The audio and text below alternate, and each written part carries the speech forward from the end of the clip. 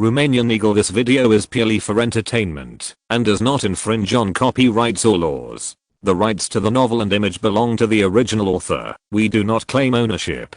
Don't like waiting and want to listen to this fanfic in full now? Subscribe to our Patreon, where you'll find the best fanfics. Chapter 676 Europe 3 Axis 4. Yes, Your Excellency. Romania wants to bring in these Jews to make up for the labor shortage in Romania.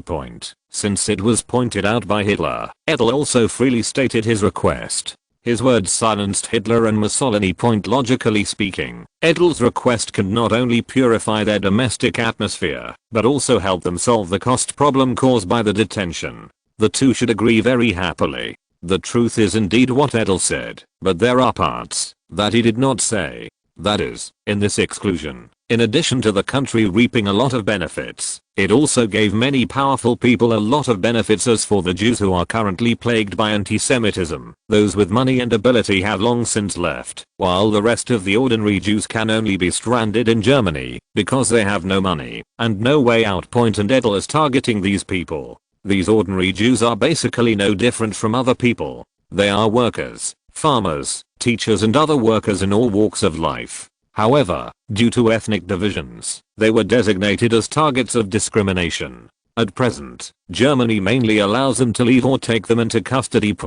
And it is impossible for these ordinary people to let Germany and Italy go without giving them enough benefits. The main reason is that the base is too large, and there are certain concerns for Germany and Italy to be accepted by Romania. And these people are also earning benefits for both countries during their detention. Free labor, regardless of its use, is a perfect example of exploitation, so a layer of vested interests quickly formed in both countries. And Hitler and Mussolini were either members of this vested interest layer, or they were not able to touch their interests for Romania. Facing the silent two, Edel was already mentally prepared. Perhaps before Romania did not ask for it, Germany and Italy felt more of a burden, free labor, to the Jews. But now that Edel has spoken, then this becomes a bargaining chip between the two countries. Everyone is a qualified politician, and now Romania is interested in Jews. So let's make an offer. Naturally, Edel would not wait for Hitler and Mussolini to find out, and spoke directly. 1,000 lei per person. Our country is willing to collect these Jews at the price of 1,000 lei per person. In addition, if you want, our country is willing to pay in kind, including weapons and equipment, can be sold to you at a fair price. Edel's words. This made Hitler and Mussolini's heart move. Because as long as these Jews are given to Romania, they can exchange for the materials they need and use them in what they need. There is no reason for them to refuse this same condition. Not to mention that Romania still has a lot of good things, and they both know it. No problem. Our country can comply with your request. Our country has no problem. The answers of the two were not as expected by Edel, who would refuse something beneficial. And Edel asked these Jews to come here, not for good deeds. Although it can be regarded as helping them out of the sea of misery, these Jews also have to work hard for Romania's cause. What is good news will become the norm for them, and everyone must contribute to Romania's cause. For these millions of Jews, the cost of paying billions of lei will not be fully paid by Romania. The Jewish Council will also pay more than $50 million, but only as a reward for what Edel said. At that time, every Jew who comes to Romania will have to carry a debt of 3,000 lei. Before paying all these debts, they should work hard for Romania. And loved ones don't have to think about it to know that the two countries will definitely not ask for funds, but will choose equipment. And Romania has gradually turned into a wartime economic model, and can definitely supply equipment for the two countries. Take Romania's largest tank production plant, the Lviv tractor factory, which is designed to produce 120,000 tractors a year. Although it is not as good as the Stalingrad tractor factory in the Soviet Union, it is also famous in Europe. At present, the factory has switched to the production of tanks. With the efforts of the factory's director, Sodival, the factory's daily production of tanks has reached 45, 12 R10 light tanks, 26 R20 medium tanks, and 7 R30 heavy tanks. There are many factories like the Lviv tractor factory, which is one of the advantages of the Romanian government controlling these enterprises. As long as the government gives an order, the production can be adjusted immediately. Moreover, Romania started to hoard weapons and expand preparations for the war very early, because according to the military's offer of weapons that can be used by 3 million people, 80% of the orders have been completed. The fiery state of the military industry has also affected, of course. The topic of Jews is only the prelude to this three-nation negotiation, and the really important issues are still to come. However, the three were very happy to be able to reach an agreement before. And it's a win-win situation, which is even better after the dinner. That day was over. Mussolini immediately recruited his son-in-law to his side. Negotiations between our country and Germany need to be accelerated. What's wrong? Curious that his father-in-law suddenly changed his attitude so quickly. Ciano was very curious. Mussolini immediately spoke out what Edda had just said to Greece, and also spoke out Romania's decision to accept Jews. Mussolini naturally trusted his son-in-law very much and told him everything he knew. After listening to the words of his father-in-law Mussolini, Ciano said after thinking for a while, although occupying part of the Greek territory can expand our country's influence in the Mediterranean, our country needs to consider the feelings of Britain and France. We are no better than Germany and Romania. Our strength is the weakest among the three countries. Unless we receive military assistance from the two countries, we are better off. Just wait and see. Obviously, Ciano has a very clear understanding of Italy's strength and knows that Italy's strength alone cannot do anything. It's better to wait for Romania to follow suit, which at least makes Italy more profitable. But while Ciano had a good idea, it was clear that Mussolini didn't see it that way. We can't rely on the help of other countries for everything. Look at Germany and Romania. As long as they gather their troops to the border and create a tense atmosphere, the British and French behind Greece will let them obey our requirements. Last time, we didn't do it ourselves. Hold on, I won't do it this time. It was clear that Mussolini had great confidence in his army.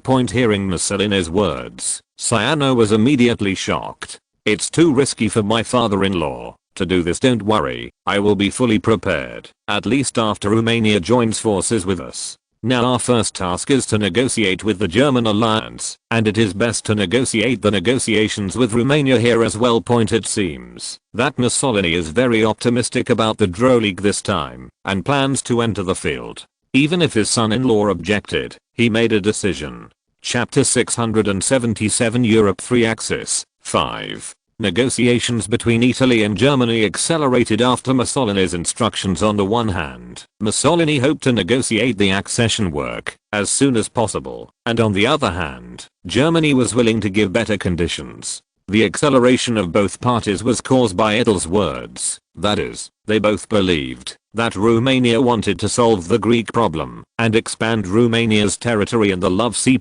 So isn't it? This is not easy to say. Of course, in addition to the negotiations of the German-Italian alliance, the negotiations between Italy and Italy are also going on. However, it was only tentative contact between the two parties at the beginning, and the real negotiations began after the German-Italian alliance was signed.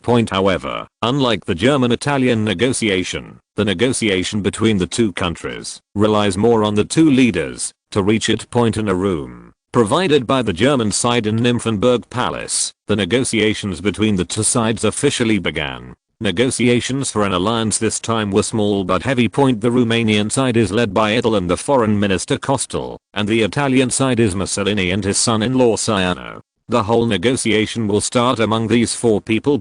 Our two countries have always maintained cooperative relations in the Mediterranean Sea and the Balkans, and the two countries have frequent exchanges because of this. At the same time, they have also achieved fruitful results, such as in warships, radar, communications, etc. Edda took the lead in speaking about the relationship between the two countries, and everyone present knew that this was also the beginning of the negotiations. Facing Edel's words, Mussolini took it. His Majesty Edda is right. The cooperation between Romania and Italy has indeed yielded fruitful results, and we have not only achieved results in science and technology, but also have close cooperation in military, energy, economic and other fields. But I think that in diplomacy our cooperation benefits the two countries the most, and only when the two countries join forces can we only ensure the interests of both of us in the Mediterranean and its surrounding areas. Edda knew that Mussolini would talk about this, but he was prepared for it.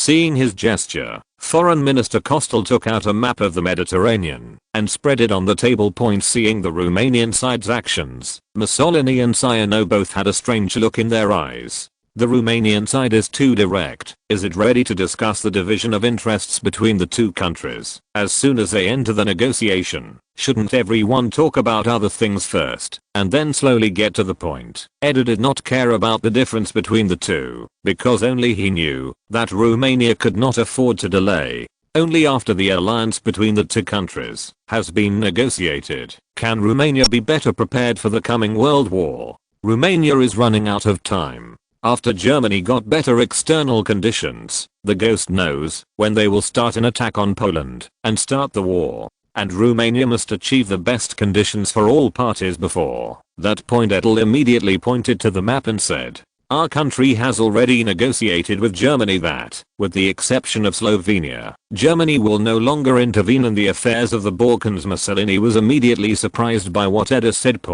If Germany is excluded from the Balkans, the interests of the region will be decided by Romania and Italy. Although there are also Britain and France, Italy and Romania can also compete with them. And Edel looked at Mussolini and continued, "My country's idea is to expel the British and French forces from the Balkans. Among them, our country will take the lead, give priority to provoking a conflict with Greece, and attack it along the Thrace line, attracting the Greek army to our line. Italy was behind Albania on the front line, and went straight to the back, to encircle it on the frontier. Then it went all the way to Athens, and ended the war with Greece." After Edel finished talking about the battle against Greece, Ciano spoke immediately. "Will we not trigger the British and French to intervene?" Without waiting for Edel to answer, Kostel said, "We will choose to do it when Germany makes a move against Poland, and we won't be the first to do it before." Kostel's words are obviously to take advantage of Germany. However, this matter cannot be said to be used. It can be regarded as mutual benefit. And while Hitler wished Germany was dealing with Poland, Romania, and Italy stirred up trouble elsewhere to distract Britain and France. However, Ciano was not too satisfied with Kostel's words, and I saw him continue to speak. "But our country is not ready for war, and there are not enough reserves for many materials at present." What he said is also true. At present, Italy is not ready for the imminent war. All kinds of reserve materials are in short supply, and the prices of various materials are soaring. The international market for military-related strategic materials has doubled, and other raw materials have also risen by 50%. Of course, the panic buying from Romania is also one of the main forces causing the price increase. As for Ciano's words, Edel said directly, "As for the issue of insufficient reserves, my country and Germany can coordinate some of them for you. In addition, in response to the current situation of insufficient armaments in Italy, Romania can also mobilize a part to replenish Italy first." Obviously, for Italy's lack of preparation, Edel intends to have some supplies from Romania and Germany. Is the Edel spirit Italian having a seizure? What are you thinking? Edel gave up even when the motherland in her previous life said she would give up and would do her best to help Italy. Everything Edel did was for Romania's consideration and strived to maximize the interests. Edel's real idea is to pull Italy into the water ahead of time, even if he gives a batch of aid. Can't be like the previous life. Italy has to wait until France is almost defeated before ending. And Edel, like Hitler, valued the Italian naval power. In future operations, Edel intends to use the Italian navy to contain the French fleet, and then the Romanian navy will smash the British Mediterranean fleet, laying a good foundation for Romania to attack Egypt and seize in the previous life. It was because the time was too late that the German-Italian coalition did not receive enough support. After Barbarossa starts, Rommel could not get enough tanks and soldiers from Germany, and there was not enough material to replenish, and was expelled from Egypt by the British reinforcement who arrived later. Edel clearly did not intend to give Britain a chance to breathe. He planned to start military operations immediately, as long as the British Mediterranean fleet was crippled, without giving Britain a chance to breathe, taking advantage of the predicament of Britain and France facing the enemy, to give priority to the capture of Suez. As long as Suez strikes, the United Kingdom will immediately feel as if it has been pinched 7 inches and will no longer be able to pose a threat to Romania. Chapter 678 Europe 3 Axis 6. In the face of the conditions given by Edel, Mussolini and Ciano finally became excited. There is no way, although this also takes risks, but it seems to the two, that Italy and Romania need Britain and France to be restrained by Germany, and it is not without a chance. And Mussolini was obsessed with the new Roman Empire, trying to restore himself as powerful as ancient Rome. He saw this as an opportunity. However, the division of power in the future is the focus. He looked at the location of Greece on the map and asked, so what about Greece in the future? Edel pointed to the map and said, I think the Ionian Islands and the Epirus region, plus the eastern Thessaly region, should be the territory of the Kingdom of Albania. As for our country, Greek Macedonia and the western Thessaly region, as well as the islands in the Sea of Love, will be owned by our country. Mussolini froze when he saw the area where Edel had drawn. Your Majesty Edda, it is not good to assign Crete to Romania as well. That's right. Mussolini had no problem with Edel's restoration of Greek territory to independence in 1830, not even with two less dependent islands than at independence, Cyclades and Northern Sporades Islands. The two islands consolidate the Love Sea shipping channel. But, however, Crete is very important to Italy. The island is large enough, the first island in Greece, with an area of 8,236 square kilometers, and its location is extremely important. It guards the exit of the Love Sea, and is only more than 300 kilometers away from Tobruk in Africa. Deploying military forces on the island can pose a threat to the eastern Mediterranean point, so it is clear that Italy is not going to make concessions here. Ciano also spoke. Your Majesty Edel, Crete is also very important to our country, and I think it is necessary to be cautious about the ownership of the island. It is clear that Italy wants to take part of the territory from Crete. Why is it part of it? Open the map and you know that if Italy gets the island completely, it can completely block the Love Sea, which will drive Romania crazy. In the face of Italy's request for Crete, Edda immediately refused. You already have roads. Wouldn't it be too much to ask for Crete? Near the Rhode Island Turkey mentioned by Edel, the Caucasus Strait is the main shipping channel of the Love Sea, and it is also the main shipping route from Syria and Lebanon to the Black Sea. The retort that Edel's words drew was said by Ciano, the Italian foreign minister. But Crete is also very important to our country, and can help our country to ensure a restraint on the British Army in Egypt. What I'm afraid of is that you form a restraint on Egypt. Facing Ciano's words, Edel said it in a very serious tone. As for Crete, our country does not intend to share it with others, at most compensation for Yugoslavia. When the topic of Edel came to Yugoslavia, the two immediately became more serious. I saw Mussolini asked, so how is your country going to compensate our country? Fortunately, this map is big enough. I saw Edel pointed to the location of Yugoslavia. The Dalmatian area along its coastline can be taken over by your country, and the Banir area can also be hosted by your country. What Edel said was basically the result that Italy had been striving for during the First World War. At that time, Britain and France offered the same price to get Italy on board.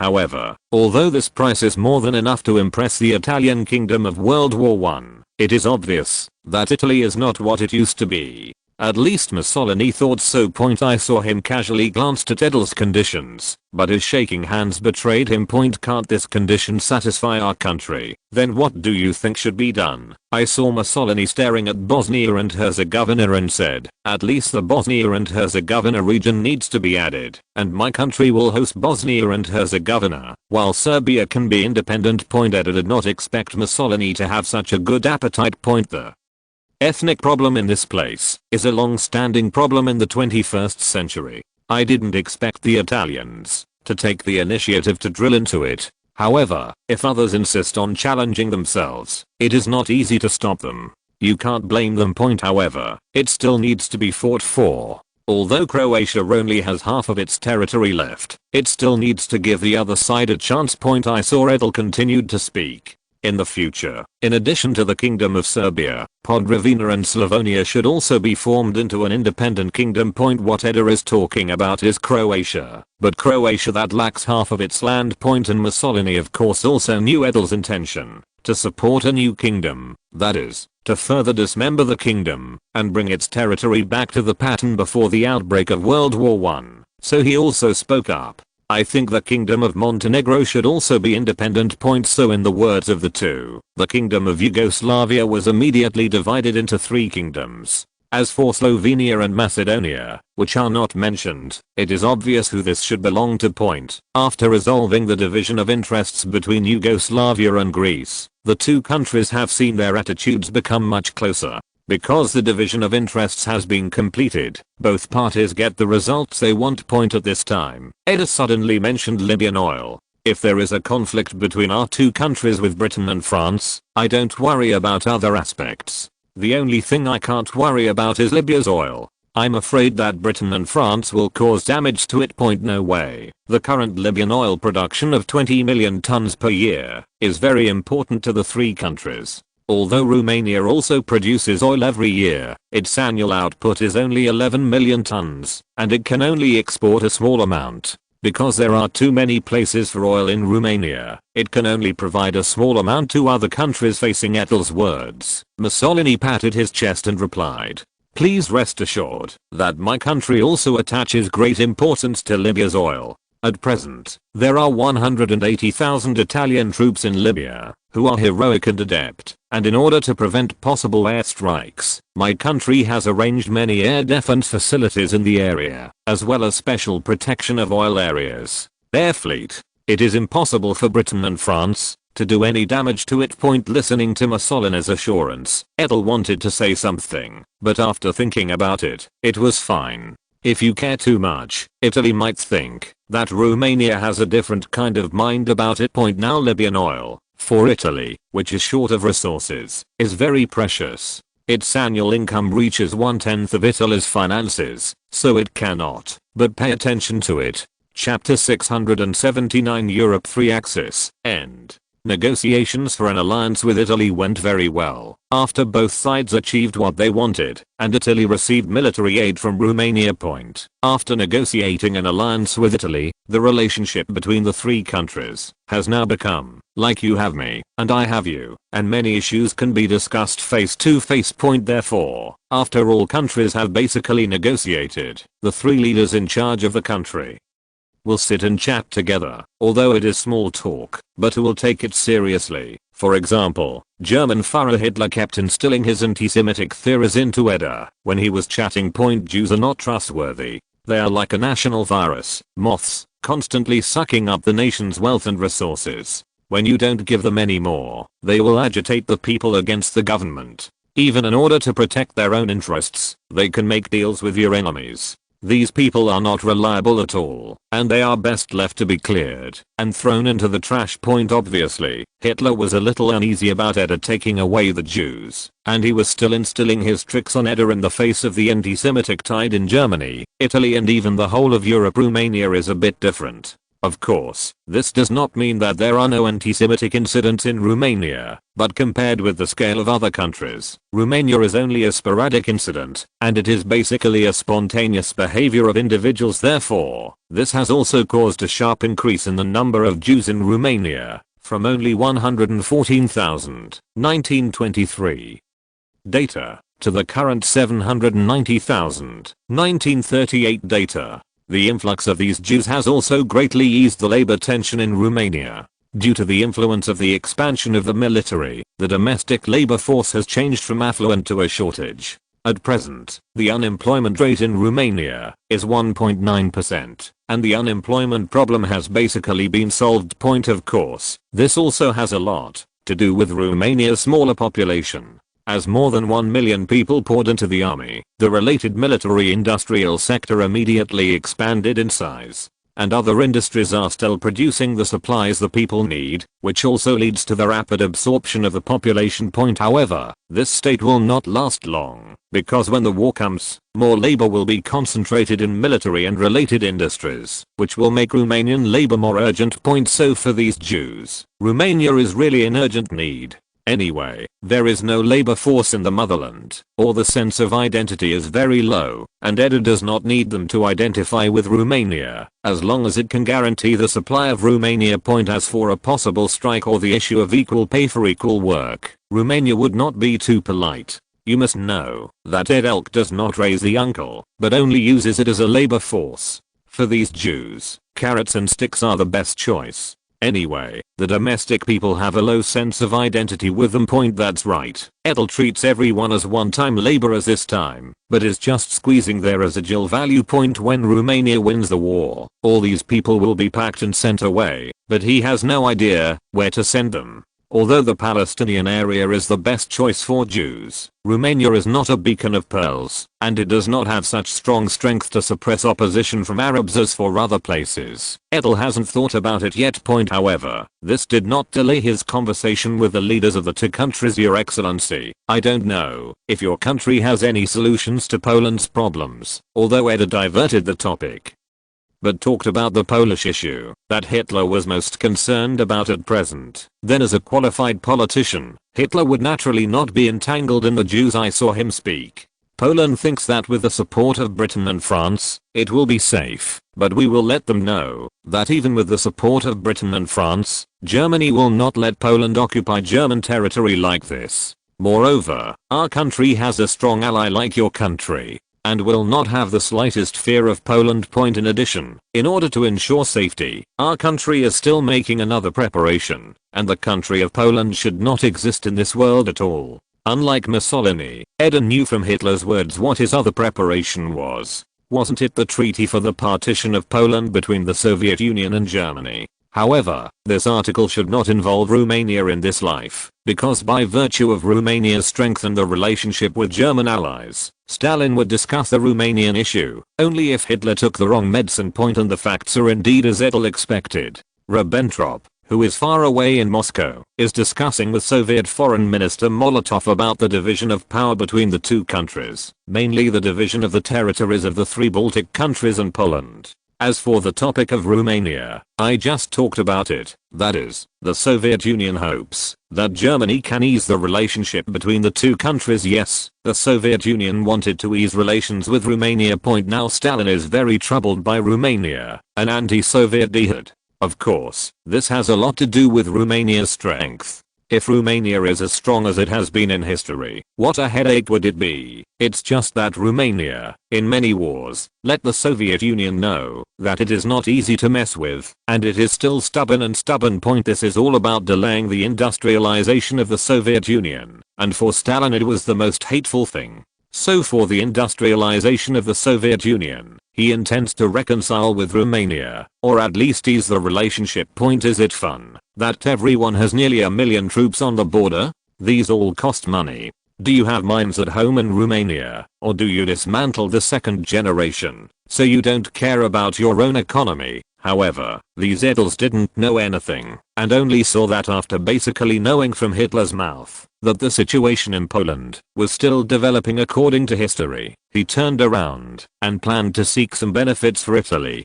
There is no way the Italians were so amazing in the two world wars that Edel had to guard. At least Italy needs to hold out a little longer until Romanian reinforcement arrive. Your Excellency Prime Minister, is there any gap in Italy at present? Edel's words surprised Mussolini. He didn't expect the Romanian king to say good things for Italy. And Hitler couldn't help wrinkling his forehead after hearing Edel's words. What happened to this Romanian king? If it weren't for the fact that the data clearly indicated that he was of German origin, he would have thought that he was the king of Italy. However, Mussolini was still a master at seizing opportunities, and before Edel's words fell, he immediately suffered a lot.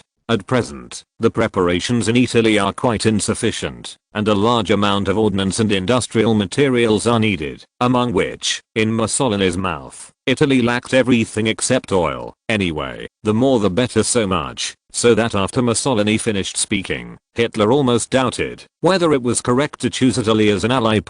But before Hitler could speak, Edel immediately picked up the conversation. Since Italy is currently in great difficulties, Romania, as an ally, must not sit idly by. Although Romania is also in difficulties, it can still squeeze out a batch of additional supplies to Italy. Then, in Edel's story, a batch of supplies worth 100 million lei was delivered. When Hitler saw Ed's generous move, he naturally knew that he couldn't run away, so he gritted his teeth, and a batch of materials worth 100 million imperial marks was also included in Mussolini's bag. This made Mussolini, who received the windfall, burst into laughter and kept reiterating his friendship with Germany and Romania. The three-nation summit meeting also came to an end in a cheerful atmosphere. Each country got what it wanted, and Germany got two allies to help it share the pressure while stabilizing the Balkans and the Mediterranean. And Italy has also received assurances from Romania, further unleashing its ambitions in the Balkans. As for Romania, of course, it is not bad. The alliance with Germany guaranteed temporary security on the Eastern Front, to which the Mediterranean Sea had been opened with the help of Italy. The next thing to see is whether Romania has the strength to eat these achievements, but Eder is very confident in this, because his preparation time for this war is beyond the imagination of others. Chapter 680 The Death of Turing. With fruitful results, Eder returned to Romania all the way. Eder was very satisfied with this meeting, but when he returned to Bucharest, he felt bad all of a sudden. Just like Magistrate Tang, who was eating hot pot and singing, he met a bandit on the way, and Edel's robbery, like the one in the movie, came and went like a fly, and suddenly gave him a big surprise. You said Turing was dead. Edel looked at Hohenzollern in front of him angrily. If it weren't for the fact that he didn't have a whip in his hand, he would have wanted to slap the other side hard. It's not that Edel has a lot of feelings for Turing. He hasn't even seen the other side's face, but because Hohenzollern also said the murderer was caught on the spot. As the saying goes, do good deeds without leaving your name. In fact, do bad deeds without leaving your name. Zhang Mazi, who robbed the Dao, had to wear a mask, even if he left his name, and this news is like Zhang Dao robbing the Dao without a mask, violating the basic law. Has it been exposed? And Edel's first reaction to the news was whether it was discovered. If it is not found, then this matter has room for remedy. If it has been found, then Edel can only consider the last resort. It was not discovered, and we took the response measures at the first time. At present, everyone is in hiding, and all the operatives have been called together to prepare to return to China by boat. Hohenzollern, as the top head of Romanian intelligence, certainly knew the best way to deal with it. And this report to Edel is also to let him know as soon as possible, which is also Hohenzollern's way of survival. Because he knows that as the head of Romanian intelligence, he has too many secrets. Among them, whether the king trusts himself is the key to whether he can do it or not, and he has the most clear understanding of this. This is the secret of Hohenzollern's ability to serve as the head of the intelligence department for nearly 10 years. I don't know how many people who are better than themselves have missed the opportunity to be seen, because they don't understand this truth. Any updates? Edel did not bother to reprimand Hohenzollern in front of him now, and immediately asked about the latest development of the situation. Not yet. Hearing that there was no latest news, Edel walked back and forth in the room, while Hohenzollern lowered his head and waited for His Majesty's instructions or punishment. Speaking of which, it is also unlucky for the intelligence department. This operation was originally intended to create the illusion of a fire, but I did not expect to encounter Turing's friend visiting at that time. It was planned to solve it together with his friend, but his friend was from Scotland Yard and was agile, causing one death and one injury to the two people who performed the task. The intelligence chief in the UK, who knew that the matter might be exposed, immediately reported the situation to Bucharest, so Hohenzollern immediately reported it to Eder, who had just returned home. Edel thought about it and asked again, does your intelligence department have any follow-up measures now? Hohenzollern knew that His Majesty was asking himself if he had any means to eliminate danger in the bud. He really didn't know about this. It's not that the intelligence department has no other means, but that these means are doing more harm than good. The Romanian intelligence service has done a lot of waiting for the rabbit, and it is clear about this, so Hohenzollern can only answer, Your Majesty, the executors we have selected are all fanatical patriots who are willing to sacrifice for the kingdom at any time. In addition, in order to prevent this unexpected situation, we have arranged another set of identities for them. As for what the identity is, it is nothing more than the intelligence services of other countries. There are countless spies captured in Romania every year, and it is not surprising to choose a few to arrange their identity. Of course, this is their last resort. Edel is naturally not familiar with intelligence work, so this matter can only be handed over to him, but the necessary beatings are still needed. I'll leave it to you to handle this matter. I just look at the result. I hope the result is not bad. After speaking, Edel patted the intelligence chief in front of him. Monkman knew that, although his majesty didn't say it, if Romania was exposed, what consequences would he have to bear? Retirement will be an extravagant hope at that time, and there is not much he can do now. Because according to what he has learned, the captured Romanian agent has been locked up in Scotland Yard, where it is strictly arranged, and there are really not many methods that he can use, but he needs to sacrifice a pawn or two for his own sake. In the heavily guarded Scotland Yard, screams were coming from an interrogation room. A naked big man is tortured by a prisoner who has been tied up with 5 flowers. The special leather whip dipped in salt water is causing shocking scars on his body. The big man is very skilled. Although the prisoner has been screaming, he will not faint in pain. Not enough whipping is also a technical job. When the big man is tired of whipping, the 2 interrogators sitting on the side will speak slowly. Tell me, who instructed you behind your back? The man who got a chance to breathe answered miserably, while sucking in the air greedily. I have no idea. This sentence obviously angered one of the interrogators, and he saw that. He stepped forward and pinched the chin of the interrogator. You don't know. Our investigation is very clear. You and the dead one suddenly appeared and then went directly to Professor Turing's house. There are so many rich people living next to him. Why did you choose his house? And so coincidentally, I just came to his door and wanted to steal money. Do you think we are fools? Faced with the questioning of the interrogator, the criminal suddenly called out, I really don't know. I really went there and really wanted to grab some money to drink. However, his performance did not get the slightest sympathy from the 2 interrogators. They have seen this kind of situation a lot, but they are just trying to get away with it. Do they really think Scotland Yard is an idiot? They have encountered cunning opponents. Continue the torture. Don't let him die. Between the wave of hands, the screams in the interrogation room came out again. Suddenly the door of the interrogation room was opened, and the Trinity who was interrogating inside didn't seem to care too much. It was just to come in to change the water.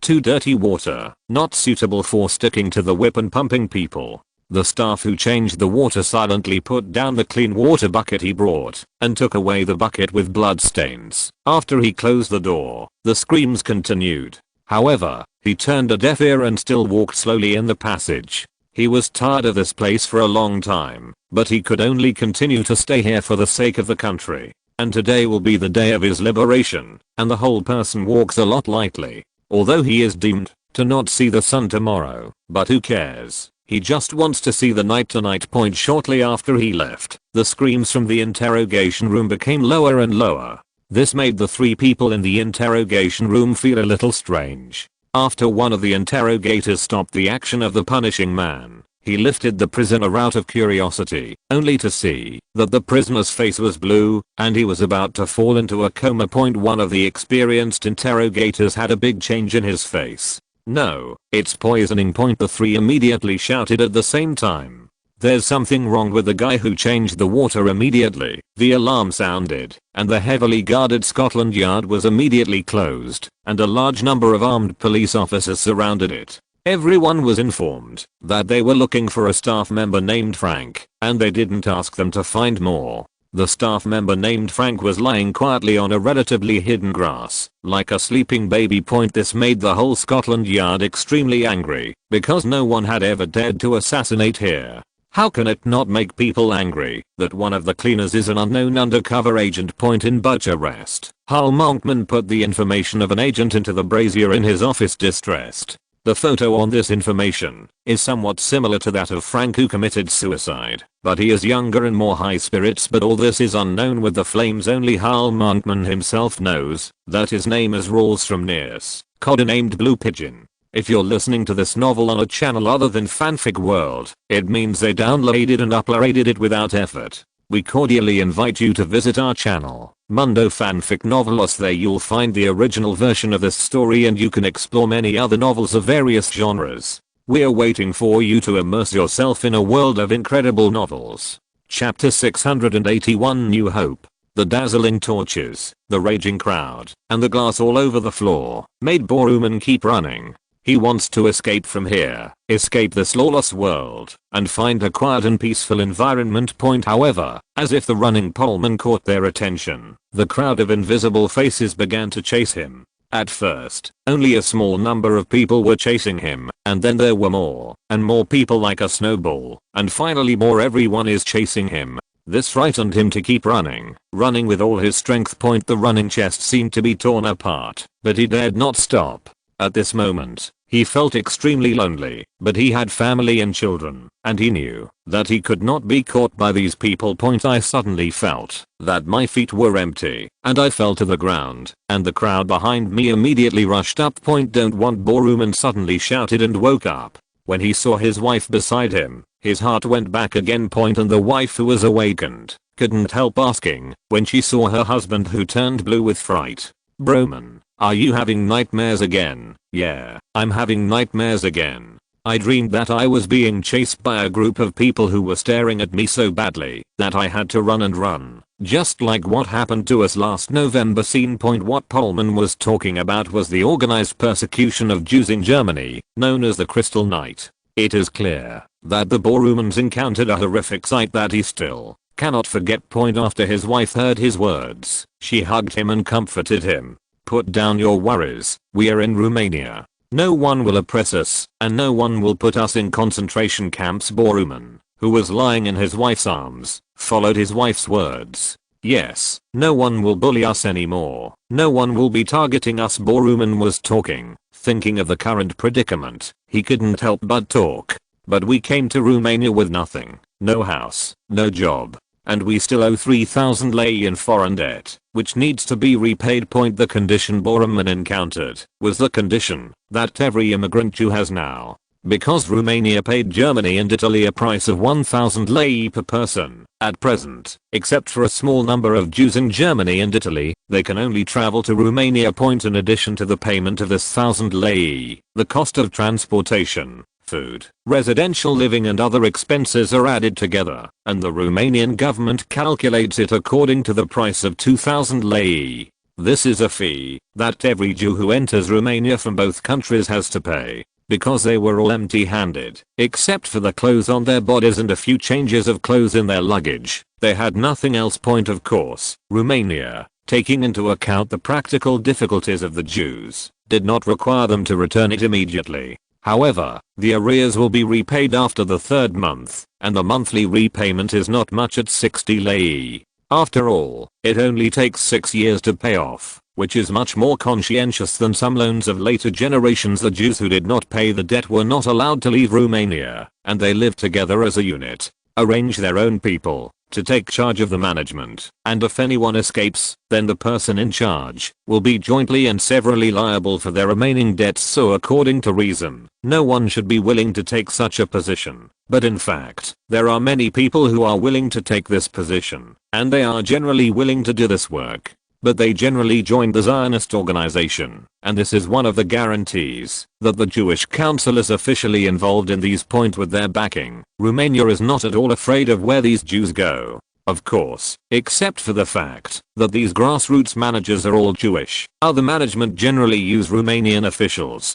After all, this is Romanian territory, and it is impossible to give the Jews an autonomy. Although this is just a temporary move, it still won't give any chance. Judging from the initiative set up by Romania, it is not very good for these Jews. But compared to other countries, this is a very good measure. Of course, if you have money, or can borrow it yourself, the Romanian government will also not care where you go. But this is easier said than done. The rich and famous have long since left through various channels, and the rest are basically ordinary Jews. Where did they come from to leave here? If it wasn't for Romania to lend a helping hand, their outcome would have been basically doomed. I went to the church today, and the rabbi said that he has just been arranged, and he can only go to the employment agency to find a job. But the good news is that the rabbi said that the church plans to open a kindergarten to help everyone take care of their children. Yes, the church is also an important social place for Jews, but everyone is new at the moment, and it's a good way to help each other. At the moment, helping with children is also a good move for all. In addition, Romania has opened schools, hospitals, police stations and other public institutions in the newly built communities prepared for them. With the exception of a few powerful departments, the rest were held by the Jews themselves. The wife asked her husband about the information she had received at church. "What's your opinion on Boruman?" In the face of his wife's question, Paulman wanted to make use of the information he saw in the employment agency yesterday, so he could only answer with a sigh. "I have no opinion. You had decided." Boruman's words made his wife make up her mind. "It seems that Bernie can only be sent to kindergarten. We all need to go out to work because of the pressure at home." The two made up their minds and slept together and waited until the next morning. After breakfast, the two who simply cleaned up and let the neighbors take their son out for a while. When they were in the block, they felt that there were a lot of people going out today, and they didn't need to think that they were basically the same as the Pullmans and they were all looking for a job. After arriving at the employment agency, it was crowded with people, and the crowds filled the entire street. And there are many like the two who keep adding to it from everywhere. How many people are there? The wife looked at the crowded crowd in surprise. It should be no less than 10,000 people. When I came here yesterday, there were not so many people. Seeing that there were so many people, the two immediately asked others to inquire. It turned out that due to the large number of people today, the company no longer had direct talks with the workers because they could not receive them. The agency first assigns them according to individual occupations and then talks in batches, and the two immediately lined up after listening to it. Jews who come to Romania are generally similar, and they are assigned jobs without stopping. Their addition greatly complemented Romania and ensured Romania's wartime production. Chapter 682 Radar. Since returning to Romania, Thessaloniki has been extremely busy, with construction sites starting at any time. According to city government statistics, there are currently as many as 80,000 workers working on construction in Thessaloniki. The construction of a series of facilities such as docks, warehouses, and large cranes has brought earth-shaking changes to Thessaloniki. In the town of Calameria, on the outskirts of Thessaloniki, construction is also underway here. A small hill facing the sea less than half a kilometer southeast of the town was very lively, and all the free laborers in the town went to help. I heard that a new type of signal transmission station will be built to provide signal support for the surrounding navigation. This is a good thing. Many people in the town have been seafarers and know the dangers of the sea. Not to mention, the wages for this construction are not bad. I heard that the time required is short, so the wages are so high. Therefore, with the efforts of the patriotic masses, the construction of the signal transmission station is extremely fast, and it is almost at the final stage. And the real purpose of this hidden, in fact, this thing is called a radio detection and ranging instrument, which is what everyone calls radar. In fact, the development time of this thing is not too late. Soon after the end of World War I, Romania began to independently develop it. However, it is limited by the gap between itself and its own level, and a large number of instruments have not been invented, and its research and development is very slow. Because the great Romanian guide knows this stuff only in terms of nouns and can give very little help. After Mussolini came to power, the relationship between the two countries rapidly warmed up. During Edel's visit to Italy, radar was added to the joint research and development of new technologies between the two countries, because the radio research in Italy is higher than that in Romania.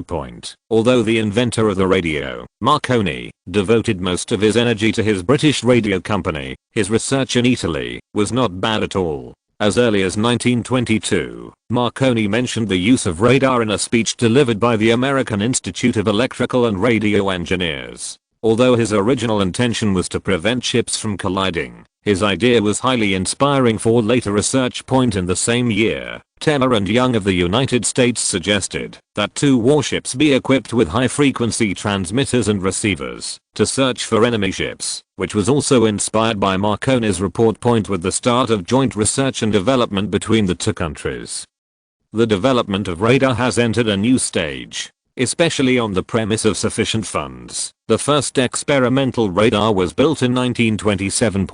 Although the experimental radar was built earlier, it is far from practical. The main reason is that the detection distance is not enough, and the work is unstable, but its development prospects are enough to attract attention. After attracting the attention of the military, the development momentum of radar has not weakened at all. From the beginning, it can only detect airships more than 10 kilometers away, and it also needs to build a huge emission source up to 50 or 60 meters. Up to now, radars capable of detecting 60 to 70 kilometers only need a transmitter with a height of 30 to 40 meters. Of course, the current radar is still not satisfactory to the Navy and Air Force. They want a radar that can be installed on warships and aircraft, not such a huge radar that can only be used for ground sounding. However, with the development of the situation in Europe, it cannot wait any longer, and the military can only accept this result first and use it for air-to-sea early warning. Therefore, in key areas of Romania, such as the border with the Soviet Union, important ports, military locations, transportation hubs, etc., firstly build radars for early warning. As Romania's most important port in the Mediterranean Sea, Thessaloniki is definitely eligible for this treatment. And the radar in Calameria is just one of the early warnings, and in Thessaloniki there are 6 radars that provide early warning against any possible surprise attack. Of course, this information is only known to Major Andrews, who is in charge of the command and construction. Of course, this is indeed a radio signal station, but it is not about communication. Andrea looked at the busy construction site and asked the deputy beside him, "Our construction work here is almost completed. When will the installation and commissioning people come?" The deputy was obviously very familiar with this, and I saw him answer, "Currently they are still installing a radar station in the area in Rodnina, and it will take 4 days for the area to be built. I need to wait at least 4 days. If no other stations are ahead of schedule. Very well, you need to keep an eye on their progress and take them over as soon as the climb is completed. Obviously, in order to grab the progress, Andrei also used means. No way, because he got information from covert channels. The priority of this task may get the commander in command of the early warning force. So this time he plans to use means to get himself this position. It's just that some people are faster than themselves and can only be ranked second. For Andrei, he cannot afford to lose this competition, because the unit will be the key to his transformation from a technical officer to a military officer. And Andrei is determined to win. When the construction of radar stations was stepped up in various places, Germany, which was supported by Romania and Italy, became increasingly tough on Poland. In June, he publicly stated that Danzig and the Polish corridor should join Germany unconditionally because the region has been inhabited by Germans for generations. It was only affected by the Treaty of Versailles and was forced to cede it to Poland. Now the German Empire needs to change this wrong decision. Hitler's words made the patriotic enthusiasm of the German people continue to rise, and domestic expectations for him were further increased. It's just that Hitler's speech seems to have little response in Europe, except for the neutral countries wanting the 2 countries to put aside their disputes. Britain and France, which he cared about most, did not react violently enough. The 2 countries only further raised the question of Poland, and then they were busy expanding their arms and preparing for war. It's just that although Britain, France, and Poland ignored Germany's attitude, there was one country that was frightened by Germany's statement, and that was Lithuania. How dare such a small country take over German territory? Yes, Lithuania invaded German territory. After the end of the First World War, Lithuania took advantage of the chaos to occupy this German majority region, and it has been in control until now with the support of the League of Nations. And now Germany's tough attitude on the Polish issue has made Lithuania also frightened.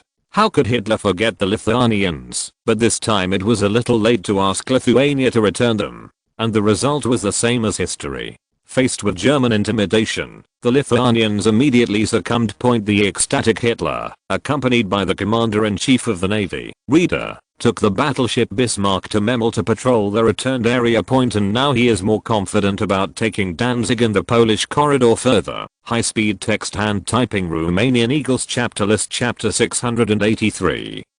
Last chance, Danzig. It's just that Hitler's confidence has hit a hard nail here in Poland. The Polish government is not willing to talk to Germany about Danzig, Poland's most important port point. This makes the German side very dissatisfied, because although Danzig is a free city, it is hosted by Poland, and its garrison is also the Polish army, and the city is basically German. More importantly, East Prussia was completely separated from the rest of Germany, with the closest distance between the two being only 40 kilometers. It is also due to being divided by Poland that East Prussia lags behind the rest of Germany in development. And this makes the region desperate to open up the road between the 2 points. And is Hitler's request reasonable this time? To be fair, very reasonable. This time, as long as Hitler returned the port of Danzig, the open corridor allowed Germany to freely enter and leave East Prussia. At first Hitler did not intend to attack Poland, although after the First World War Poland ceded the largest German territory. Poland, like Hungary, was useful to him in threatening Czechoslovakia's rear, so he induced Poland to comply with his demands, and Poland took the opportunity to seize a small piece of Czech territory. Hitler intends to temporarily accept Poland as a small partner, as long as Poland returns the German port of Danzig and allows Germany to travel freely through the Polish corridor to East Prussia. As far as Hitler was concerned, this was a very modest request. However, after successive negotiations, Hitler found that Poland was not only too stubborn to make concessions like this, but also had unrealistic ideas about its own strength. Still, he hopes that, after further negotiations, they will change their minds. Until March 25th, he also told the army commander that he was unwilling to use force to solve the Danzig problem. But everything changed after Britain and France gave Poland a security guarantee. Hitler found that, after receiving the support of Britain and France, Poland became even more resolute in the face of German demands, and had no intention of negotiating with Germany at all. There was no value to win over. This forced Hitler to rethink, and a military solution became possible. It's just that in the face of Britain and France behind Poland at the time, as well as Romania, a possible ally, Hitler knew that he had to find a way to dismantle the support behind Poland. So Ribbentrop visited Romania and paid a huge price to pull Romania into his own. After the camp, Hitler now feels that in terms of strength, Germany and its allies have formed an advantage over Poland and Britain and France behind it. Therefore, he hopes that his tough statement will make Poland and the UK and France behind it see the facts. It's just that Hitler's speech was completely winked at the blind man, and he didn't respond at all. Poland is confident in its own strength and does not think that it is afraid of Germany after receiving the support of Britain and France. Even after Romania fell to Germany, it still believed that it could withstand the attack of the two countries. This kind of iron-headed baby who doesn't listen to persuasion is very annoying. No matter what your good words are, all kinds of threats are exhausted, and the solution by force will soon become the only one. Maybe some people will ask Germany to take a step back. Must it take Danzig? The answer is that we cannot retreat.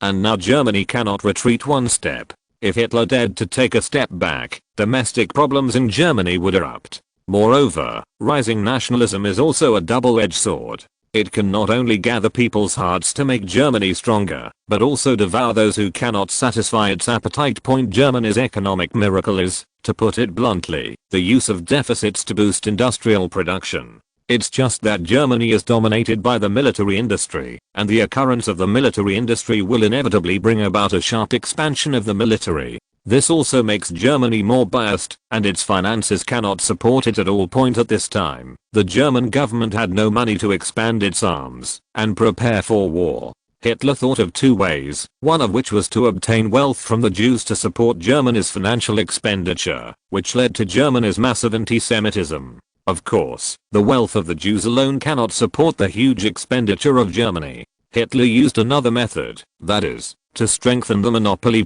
Germany has adopted legislation and other means to encourage mergers and the establishment of small and medium-sized enterprises, and hundreds of thousands of handicraftsmen and small businessmen have been incorporated into military factories for labor service.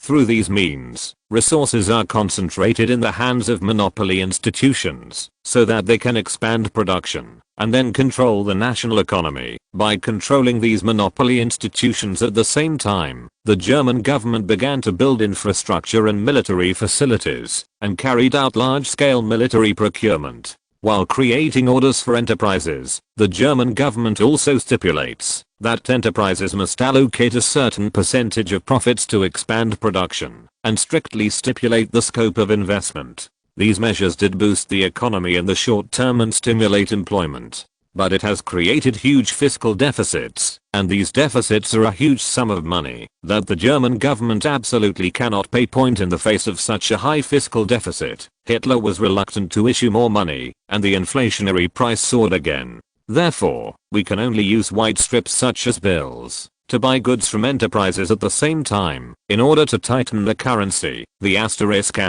government also issued a large number of bonds to consume the possible excess marks in the market. That is, by letting the German people buy bonds, the currency is temporarily returned to the government.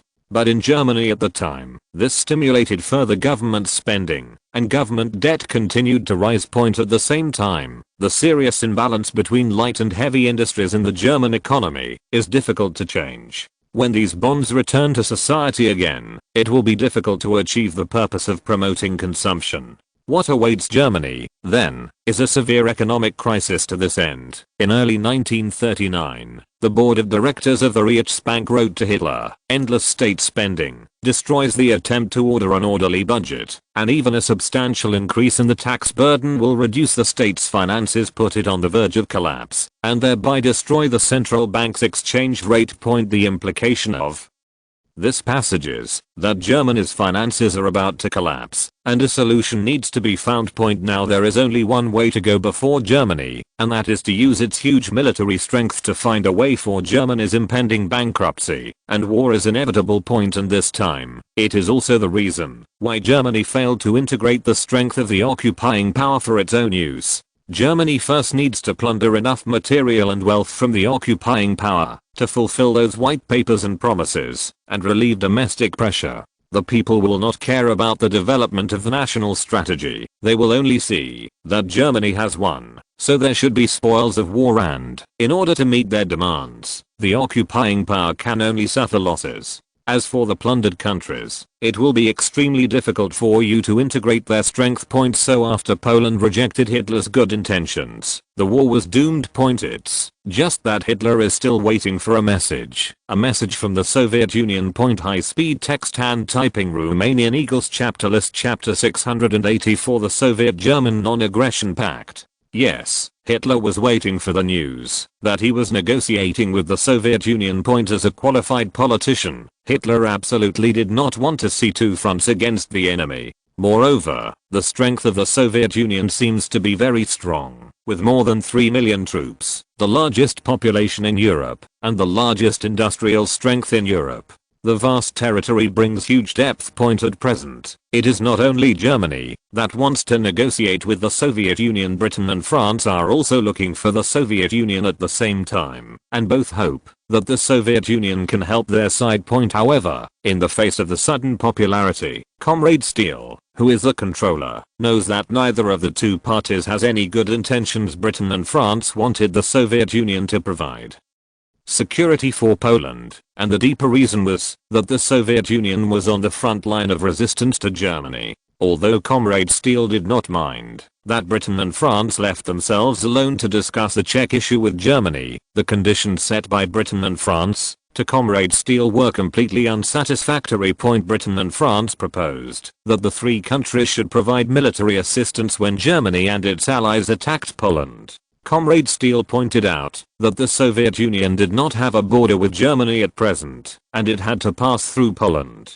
Therefore, Stalin asked Britain and France to negotiate with Poland, so that they would agree to the Soviet Union's transit. The British and French requirements for the Soviet Union should be negotiated by the Soviet Union itself to Poland. Poland categorically refused to allow Soviet troops to cross the border, and Britain and France did not prompt them to change their positions. In the face of Britain and France's shirk attitude, Stalin was dissatisfied. Although the Soviet Union also had careful intentions to expand its influence, the sincerity of the two countries was worse than that of itself. If the Soviet Union is regarded as mixing water in wine, Britain and France are directly mixing wine in water. As a result, the two sides still do not trust each other. Although they are under pressure from the Axis powers, the deep guard between the two sides has not been lifted. And unlike Britain and France, the negotiation with Germany was much more straightforward. Hitler was directly willing to let the Soviet Union push the border to the Curzon line without the Soviet Union intervening in Poland. This border line, named after British Foreign Secretary Curzon, is the proposed border line given by Britain and France to Poland's eastern border. It's just that I didn't expect Poland to be so explosive, and the border was almost pushed to Minsk in one breath. Although the Soviet-Polish War was later triggered, the Romanian reinforcement were used to resist the Soviet-attacked Poland, and the border was firmly consolidated not far from Minsk. Now Germany's decision to split Poland in half is naturally more to Stalin's appetite. Moreover, the Soviet Union is currently in conflict with Japan in the Far East, and Stalin's mind is also contained. This conflict provoked by the Kwantung Army made Stalin extremely wary of Japan's ambitions. In order to defeat the attempts of Japan's northern criminals, Stalin has mobilized elite soldiers and generals to compete with these hateful Japanese. Although the Soviet Union was held back by Japan, but Stalin still had a good appetite. With a wave of his hand, he not only proposed the division of Poland, but also drew the 3 Baltic countries and added a Finland. It was obvious that the Soviet Union intended to get enough benefits from Hitler facing Stalin's amazing appetite. Hitler gritted his teeth and agreed. So Germany and its biggest enemy, the Soviet Union, signed a non-aggression pact on August 7. The main contents are as follows. 1. The contracting parties undertake not to use force, aggression, or attack on each other, alone or jointly with other countries. 2. If one contracting party is at war with a third country, the other contracting party shall not give any support to the third country. 3. The contracting parties shall never join any group of states which directly or indirectly opposes the other contracting party. Germany's alliance with Romania must also be guided by Romania's prohibition of any anti-Soviet actions. 4. The parties shall settle all disputes between the contracting states by peaceful means. 5. The treaty is valid for 10 years. 6. Secret Affiliate Protocol. It stipulates that the two sides shall take the northern border of Lithuania in the Baltic Sea coast and the Curzon line in Poland as the dividing line. With the signing of the non-aggression pact between the Soviet Union and Germany, the last fat stone placed on Hitler was removed, and now Hitler can focus on solving the Polish problem first. And this time Hitler did not intend to go into battle alone. He planned to pull in allies. Needless to say, Romania was targeted by Hitler again. So Ribbentrop, who had just signed the Soviet-German non-aggression pact, just returned from Moscow and continued to Bucharest. This time, when Ribbentrop came to Romania, the treatment was much better than before. Prime Minister Mihalek personally came to the airport to meet him. But Ribbentrop doesn't care about Romania's courtesy, and he needs to meet Edel urgently. Because time waits for no one. The time for the German company to launch has been determined. Your Excellency Foreign Minister, I have seen your country's request. But is it really good to sign a non-aggression pact with the Soviet Union? Although Edel knew that the treaty would not last for long, as a perceived anti-Soviet jihad, Edel still needed to express his views on behalf of Romania. Your Majesty, we also understand your country's concerns. But now the relationship between your country and Britain and France is sharply tense. Your country's request in Greece is blocked by Britain and France, and our country's request in Poland is also rejected. Therefore, our country, the head of state, believes that the British and French issues need to be resolved first, and then the relationship with the Soviet Union should be considered. It was clear that Ribbentrop had come prepared this time, using Greece to show Romania that Britain and France are the ones that need the most attention right now. And this time he did not come to explain the non-aggression pact between the Soviet Union and Germany to Romania, but with the purpose of attacking Poland with Romania. I saw Ribbentrop continue to speak. Your Majesty, this time our country hopes that Romania will also join the disciplinary military action against Poland.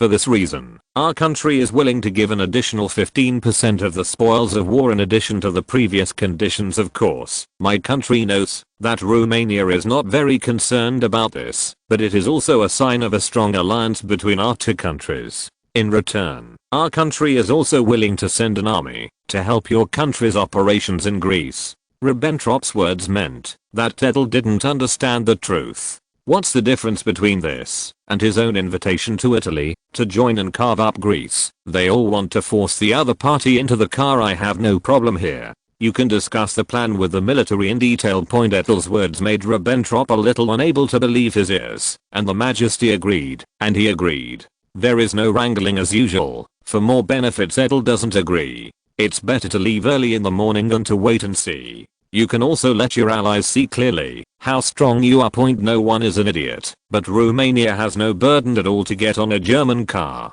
Although the Axis was a complete failure in the original history, the situation is different now that there is another Romania. And Romania has no choice either. If they offend Germany and the Soviet Union at the same time, the next one to be divided up is themselves. And just based on the attitude of Britain and France towards Poland, who would dare to put hope on them? Desperate to protect Britain and France, Edel is not their father and uses Romania as a shield. As for the American emperor behind him, by the time he ends, the grass on Edel's grave will grow tall. And the Soviet Union, let it go. The family of Nicholas II, whose bones are not found, has something to say, so joining Germany is the only option for Romania. Otherwise Romania will not be able to pass this level. So, since you want to join, don't be half-hearted. 2 or 5 boys will not end well. So Edel is not at all burdened to join the Axis, who put Romania in this damn position. High speed text hand typing. Romanian Eagles chapter list chapter 685. The outbreak of war. The night was long, but today's Prime Minister's office was brightly lit, and all the senior military and political officials, including Hitler, were sitting here waiting for something.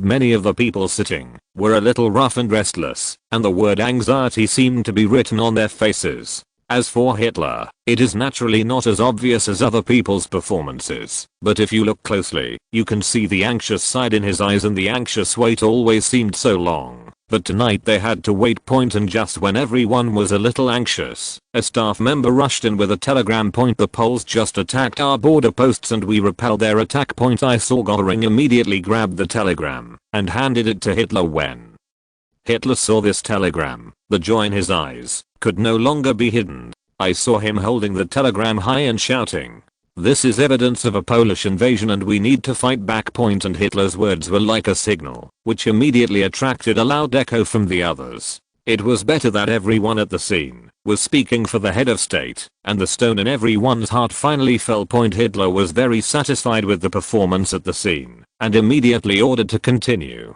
"Prepare the car, I'm going to the Congress to speak." He was the only one who went to Congress. A large number of senior military and political officials, including Göring, rushed to Congress. By the time a group of people rushed to Congress, these members had already arrived. It seems that the German government is quite efficient to be able to call all members of parliament from their beds to the parliament. Hitler stood on the podium and spoke loudly to the MPs below. "Just now, the vicious Polish army attacked one of our outposts and was repelled by our loyal soldiers, whose bodies we have left as evidence. This is a blatant violation of Germany, and Poland has always been since then. They have forcibly occupied our country's inherent territory of Danzig, and they have ignored our country's reasonable demands. Now they are even more aggressive in attacking our army. We absolutely cannot tolerate such a thing happening again. We have to declare our tough attitude to Poland, that is, go to war. We will use war to show the Poles that we are inviolable." Hitler's words caused cheers from the audience, and many people also shouted, "War, war," with the cheers of the lawmakers present. War was inevitable. As for Göring and others on the side, they also cheered along, but they didn't have any excited expressions in their eyes. They looked like they had already been rehearsed.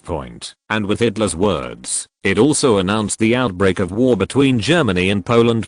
Of course, except for declaring war on Poland, Hitler certainly did not forget that he had allies. Just as Hitler was declaring war on Poland in the Reichstag, a telegram was sent from Berlin to Bucharest. And Edel, who had been waiting for this news, had gathered together with Prime Minister Mihalika, Deputy Prime Minister Kirstv, Chief of General Staff Admiral Farid, and others. After receiving the news, Edel said to those present, after putting down the telegram, Germany declared war on Poland, and Hitler sent a telegram asking us to do our duty. Edel's words immediately attracted a violent reaction, and I saw Foreign Minister Kostel spoke first. Your Majesty, since our country has promised Germany to fight against Poland, it is natural that there will be no more hesitation, and it is natural to follow the agreement. Kostel's words attracted those present to acquiesce that the benefits that should have been obtained from the previous negotiation had been fully reaped. If you do it next, you will naturally have no hesitation. It will not do Romania any good if it is half done now. After everyone was in favor of war with Poland, Edel continued to ask the Prime Minister, how long will it take us now to transition to a wartime economy? Prime Minister Mihalek naturally knew Edel's intentions, and there was no need for a wartime system to fight against Poland. It's not that the Prime Minister's contempt for Poland's strength, but that he also participated in the military's analysis of the strength of the Polish army before. In the words of Lieutenant General Hoffman, that is, Poland cannot stop Romania's full-scale offensive for half a year. If the combat effect is excellent, the war should be over within 3 months. The reason is that the Polish army is still fighting with the old ideas of World War I. And has not stopped the Romanian army that has adopted new ideas to fight. In his prediction, as long as Romania does not make mistakes, the war will end in half a year. Yes, Lieutenant General Hoffman overestimated Poland's strength, but the Prime Minister didn't know it. When Edel asked about the time of the wartime economic transformation, he knew that it was not for Poland, but for Britain and France behind it. As long as Britain and France do not abandon Poland, then Romania will be at war with it, and the war economy is prepared for them. Therefore, he did not dare to neglect, and immediately stated the government's estimated time. Your Majesty, it will take about 8 months to completely turn the economy into wartime. This is also based on the fact that we have gradually reached a semi-mobilized state before. The transformation of the war economy cannot be decided in a sentence or two, and it involves all aspects of this society. First of all, it is necessary to establish and improve a unified management organization, and use administrative, legal, economic and other means to carry out unified management of the national economy. Then it is necessary to formulate a development plan, reallocate economic resources, rapidly expand military production, build and expand military enterprises, organize civilian production enterprises to convert military products, and expand strategic material reserves. It is also necessary to accelerate the development of national defense science and technology, and speed up the benefits. The transformation of research results into production, accelerate breakthroughs in key technologies, and develop new types of weapons and equipment. In addition, adjust the economic layout, especially the rational allocation of key enterprises and facilities in the defense science and technology, defense industry, transportation and other sectors, and strengthen the protection of important economic goals. At the same time, it is necessary to build new railway and highway transportation networks, collect various means of transportation, and impose military control on the transportation. Post and telecommunications departments. In addition, it is necessary to implement wartime fiscal and financial policies, issue domestic public bonds, raise foreign debts, increase tax revenue, and issue additional currency when necessary to ensure wartime financial needs, and the implementation of a unified price policy, strict control of price increases. Implement the policy of controlling and supplying living goods on a wartime basis. Limit the living consumption of residents and social groups. Implement limited supply. And implement a physical rationing system when necessary. These all require the government to coordinate, so the complete transformation of the economy can be completed in 8 months, which is quite fast for Romania. And Edel did not ask any more after getting the time given by the Prime Minister.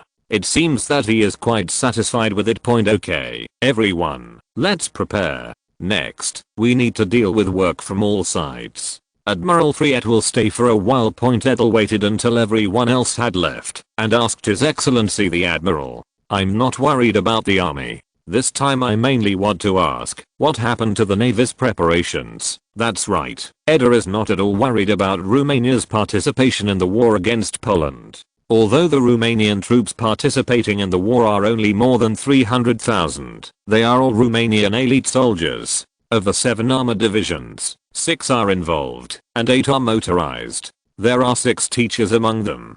The other troops are military troops with outstanding military exploits, and there is absolutely no problem in dealing with the Poland point. In addition, the Air Force also concentrated most of the new fighters for Polish operations. You must know that the Air Force currently has more than 3,000 new fighters of various types, organized into more than 20 wing groups. Romania's Air Force is similar to Germany's, with 12 fighters as a squadron, 3 to 4 squadrons into a brigade, and 3 to 4 brigade into a wing. Wings are also the basic tactical units of the Romanian Air Force point, so Edel is not worried about his own army at all, but he has no bottom for the opponents that the Romanian Navy needs to face, the British and French navies. However, the Navy currently has a plan, and is quietly preparing for it. Edel asked Fleet this time, because Admiral Lumberton was too busy to attend the meeting today.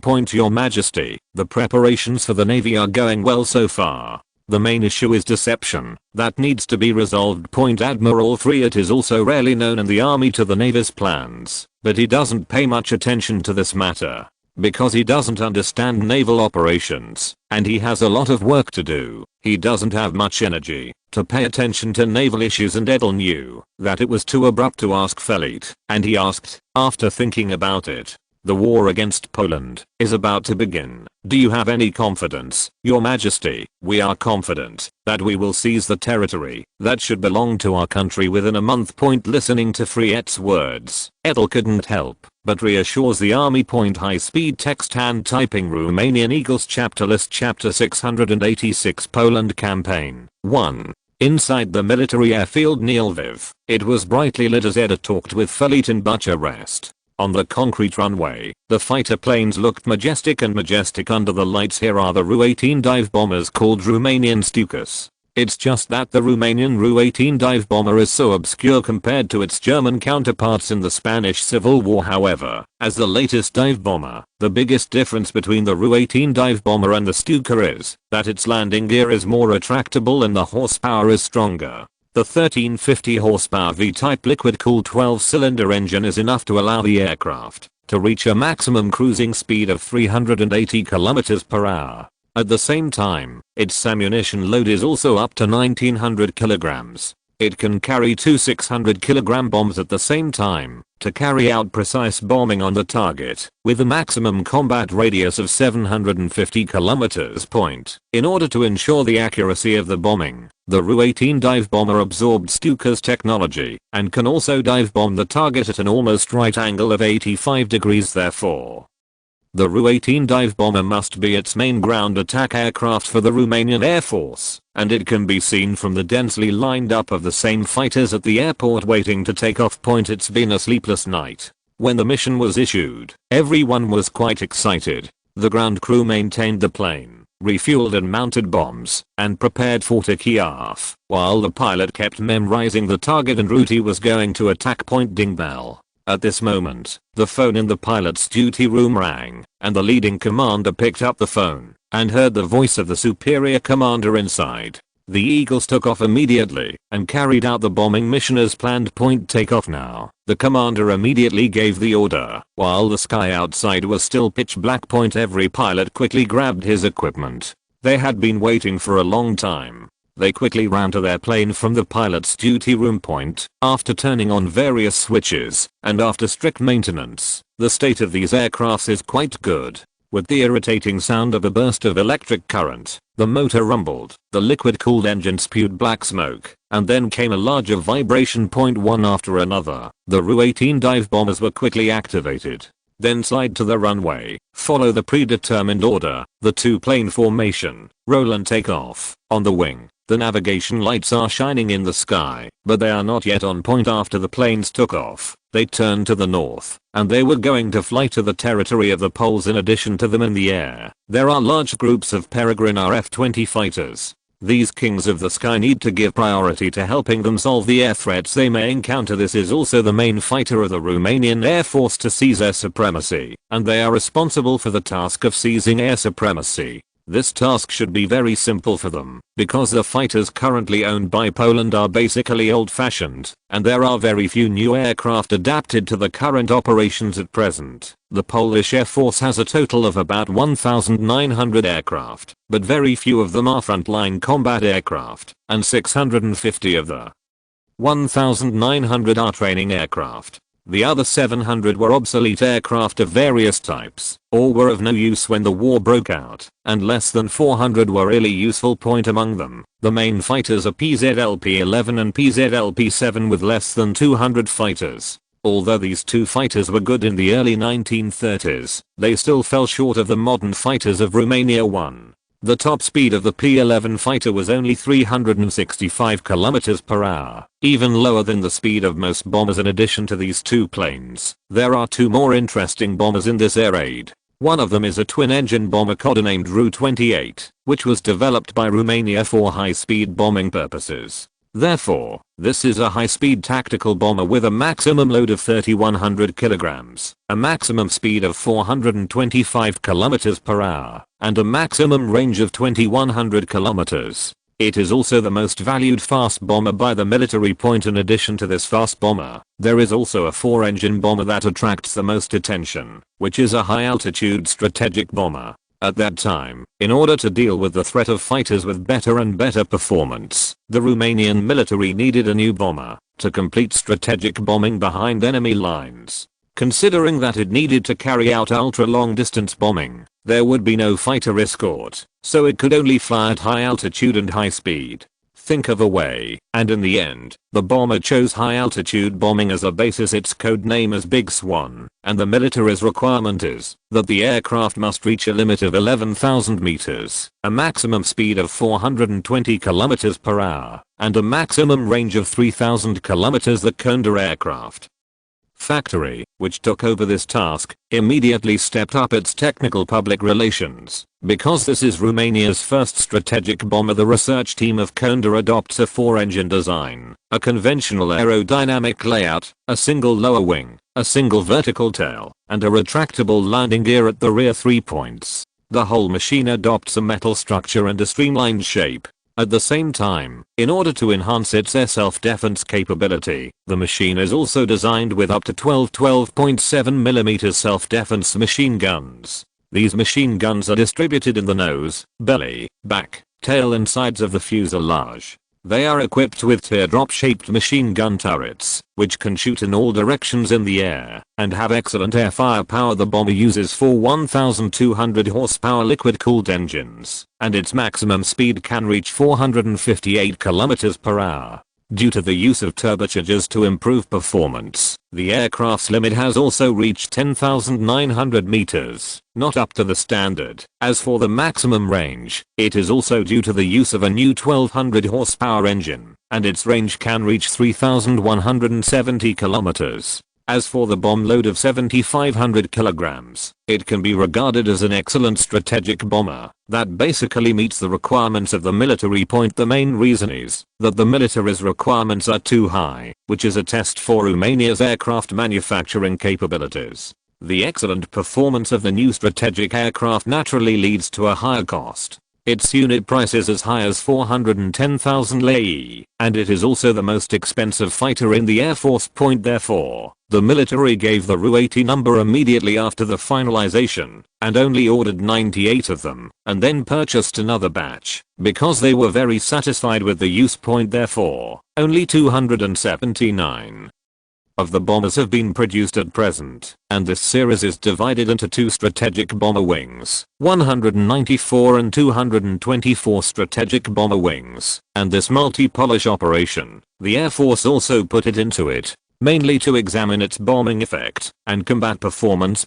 These black fighter planes, taking advantage of the glimmer of light in the sky, flew to the hinterland of Poland, which they knew nothing about. When the aircraft strikes first, the army on the ground is also not far behind. High-speed text hand typing. Romanian Eagles chapter list. Chapter 687 Poland campaign 2. On the ground, on the eastern Galician border, tanks, armored vehicles, torn off camouflage nets. A door of cannons began to fire violently. Boom. As the god of war, artillery has always been the vanguard of the attack, and now artillery of various calibers are pouring towards the positions of the Polish border guards on the opposite side. One after another, the cannonballs swept across the night sky, and the whole sky was lit up. The Polish army was immediately awakened by the heavy artillery fire, and they immediately prepared to counterattack. However, compared with the large number and caliber of artillery that Romania has, the Polish counterattack does not pose any threat at all. At most it can only be regarded as a manifestation of its existence. Compared with some resistance on the ground, the Romanian air force is completely dominated in the air in the east, gradually revealing the fish belly white. It is dawn. I saw a train running along the railway with many Polish soldiers on it. They had WZ-29 rifles in their hands, and looked a little worried.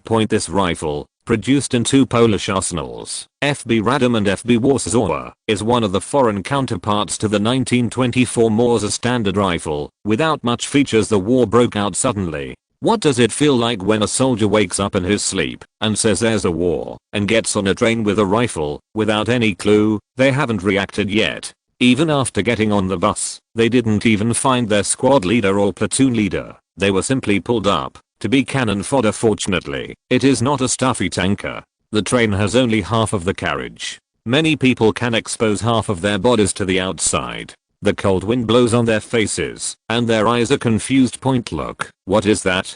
Just then, a soldier shouted. Following the direction of his finger, they saw a group of fighter jets appearing in front of them. After the distance was closer, the Romanian logo under the fighter plane was so clear. No, it's a Romanian fighter jet. Immediately, this sentence caused everyone to be in a commotion. Although they are just ordinary soldiers, they still know the basic military knowledge. In this case, they are like lambs to be slaughtered. The anxious soldiers raised their rifles and wanted to shoot at them.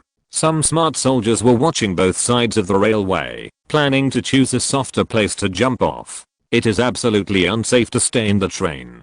Such a conspicuous target, those Romanians will never let go. Sure enough, seeing the train carrying soldiers, two bombers immediately left the formation and rushed towards it. A completely unprotected train is like an unarmed lamb, at the mercy of others. Although the train driver was sweating profusely, the fixed line made it impossible for him to do anything. I saw two bombers approaching, one left and one right, and one of them dived over. The 12.7mm machine gun it carried was swept along the front of the train, and the train hit by the 12.7mm machine gun shot straight out of black smoke. Its thin layer of iron could not stop such a shooting at all, and the driver also fell in this attack in a pool of blood. And the bomber did not stop at all and swept along the long trailer. This time, the soldiers on board fell into blood and mold. The 12.7 caliber bullets could not stand anyone, and immediately a bloodline appeared in the carriage. Many Polish soldiers in the carriage fell in a pool of blood, which caused heavy casualties. And the catastrophe is not over yet, because another plane dropped a bomb, which blew a big hole in the railway line dozens of meters in front of the train, and the sleepers were blown to pieces. The two rails are presented like a twist. The train that lost its driver drove past without hesitation. The front of the train rushed over with the carriages behind it, and the rails jumped out and fell into the low ground beside the railway. This was no time to prepare the soldiers on board, and the consequence was that at least half of the soldiers suffered inevitable losses. And this is just one of the episodes. This air raid on Romania dispatched nearly 1,000 fighters at one time, and they should attack their respective targets. Among them, airports, bridges, stations, military depots, warehouses, and air defense positions are the main targets at an airport on the outskirts of Zamość. There was a lot of activity here, with a large number of ground crews and pilots working together to push fighter jets out of cover. They had been informed of the Romanian and German invasions, and the news of the bombing ahead was equally heart-wrenching. Now they desperately want to take to the skies, engage fighters from both countries, and defend their homeland. At this moment, only the sound of the nearby anti-aircraft guns was heard. There are enemy planes. A shout made everyone quicken their pace. I saw that a P-11 fighter had been filled with fuel and loaded with bombs. As the pilot of the aircraft, Kask immediately boarded the plane. Ignition, Start. Throttle. The P-11 fighter slid through the airport as fast as a part of his body, then jumped up and flew into the sky. Seeing that a plane had already flown into the sky was more like giving silent encouragement to everyone on the scene, and they were more motivated. It's just that the Romanian Air Force, which controls air supremacy, naturally won't let them prepare calmly. I saw a large group of fighter planes suddenly appear in front of them. This is a team of Ru-28 twin-engine bombers with several RF-20 fighters, and their purpose is obviously to destroy the airfield. In the face of the huge crisis at the airport, Karsk, who was the only one who took off, naturally did not want his comrades to suffer losses, and saw him go up alone. In the face of his provocation, Lieutenant Morica, the fighter team leader responsible for protecting the bomber, immediately commanded his own teammates, Pol, take your wingman on air alert, and I'll go down with the wingman to solve this opponent. After finally seeing an enemy plane, Lieutenant Morica didn't plan to give it to his colleagues. He planned to eat the enemy plane himself, and he didn't plan to give his colleagues a chance. Not only did he have confidence in himself, but he also had plenty of confidence in his car. Understood. Good luck. Second, Lieutenant Morica held back his laughter at the words of his colleague's blessing. He could think of Bol's expression. This guy was arranged to only see the expression on his meat-eating expression. Second, Lieutenant Morica with his wingman rushed towards Karsk, who was trying to climb. In the face of two Romanian fighter jets that rushed directly at him, Karsk was unusually calm, because he knew that, if he didn't calm down, he would die. Moreover, his fighter jets had no advantage at all compared with the opponents. The only thing he could use was his own technology. In the face of the two RB-20 fighter jets that rushed towards him, he operated his jets as if they were dancing. A chain of fire hit him from the right, and he hurriedly operated the plane to dodge. At this moment, another chain of fire appeared on the left side, and I saw that he jerked the control stick, and suddenly the plane raised its head and ducked, and the chain of fire swept past the wingtips. The continuous and tedious operations made Karsk gasp. It was not tiring, and it was too thrilling. He avoided two RB-20 fighter jets temporarily, and was not willing to fight with them. His bigger goal was to intercept the bomber group and fight for time for his comrades, and Lieutenant Morica, who was dodged by the Polish fighter plane, immediately called his teammates. Pol, you stop this plane. Pay attention to this guy. Is definitely a master. Don't let him threaten the bomber. Morica, who turned the nose of the plane, took his wingman, and pounced on it again. This time, it must not be allowed to threaten the bomber group. Otherwise, even if he and others shot it down, they would be stared at the pillar of shame. I'm getting closer. I'm getting closer to that group of bombers. Karsk is not afraid at all. His small P-11 fighter jet, to attack other people's bombers, looks like a moth to a flame, but he will never be afraid. Poles are a brave people. They will fight to protect their country. It's just that he didn't notice that this time. Not only were there two fighter jets in front of him viciously pounced on him, but the two planes behind him also bit him. This time, two fire chains directly blocked his left and right leaping space, and two fire chains behind him locked it firmly. This made Karsk, who was fully focused on the battle ahead, feel a sharp pain in his chest, and then his eyes went black. The out of operation fighter jet fell headlong. After solving this difficult target, Morica saw that the bomber group had already rushed towards the airport, and another fighter plane wanted to take off by force. However, due to the lack of speed, he fell down at the end of the runway. If you're listening to this novel on a channel other than Fanfic World, it means they downloaded and uploaded it without effort. We cordially invite you to visit our channel, Mundo Fanfic Novelos. There you'll find the original version of this story, and you can explore many other novels of various genres. We're waiting for you to immerse yourself in a world of incredible novels. Chapter 688, The Battle of Poland, 3. When the Air Force carried out large-scale air raids on the enemy, the Romanian army on the border had already crossed the border and rushed into the territory of Poland.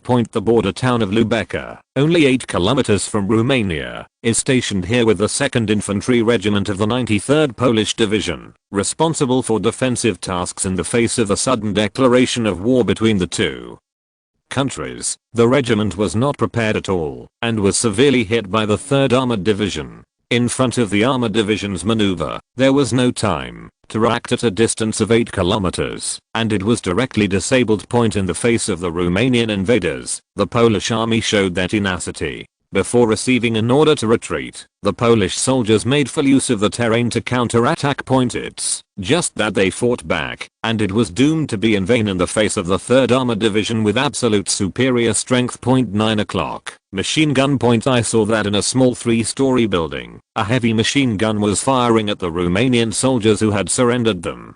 The Polish soldier who operated the machine gun could even see the anger in his eyes. The previous raid by the Romanian army caused him to lose many comrades, and now he wants to let these Romanian traitors know how powerful the Polish army is. Yes, many Polish soldiers are now angry about Romania's aggression.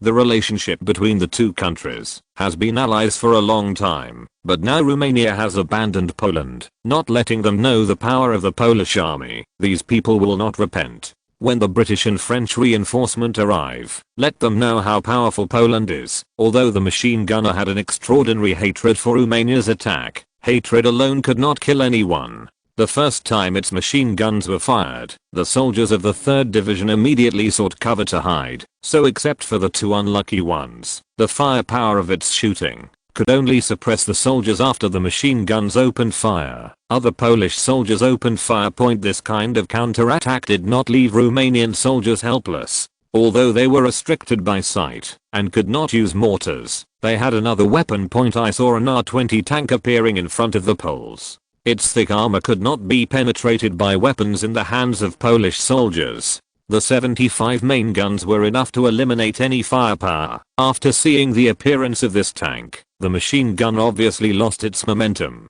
As soon as the machine gun sound stopped, the shooter wanted to pick up the machine gun and move the position. It's just that the Romanian soldiers who let him be presumptuous for so long would be willing, but before they could fight back, the R-20 tank shot at its position. The fire points arranged by the Polish army were eliminated in this way. And the Romanian soldiers who got the tank bonus immediately went into the battle to clear the remaining enemies in the room. Such battles can be seen everywhere in the town. As an armored division, there are not many others, but there must be many tanks. The use of tanks to cooperate with soldiers to clear up can only be done by armored divisions. And this is not a waste, because it can quickly clear the town and save time for the next battle. As the division commander, Major General Bordus was somewhat dissatisfied with the settlement of the troops. It's been almost 3 hours, and we are still delayed in Lubica. That won't work. We have to speed up the process. Major General Bordus' remarks attracted the approval of Chief of Staff Liebinker.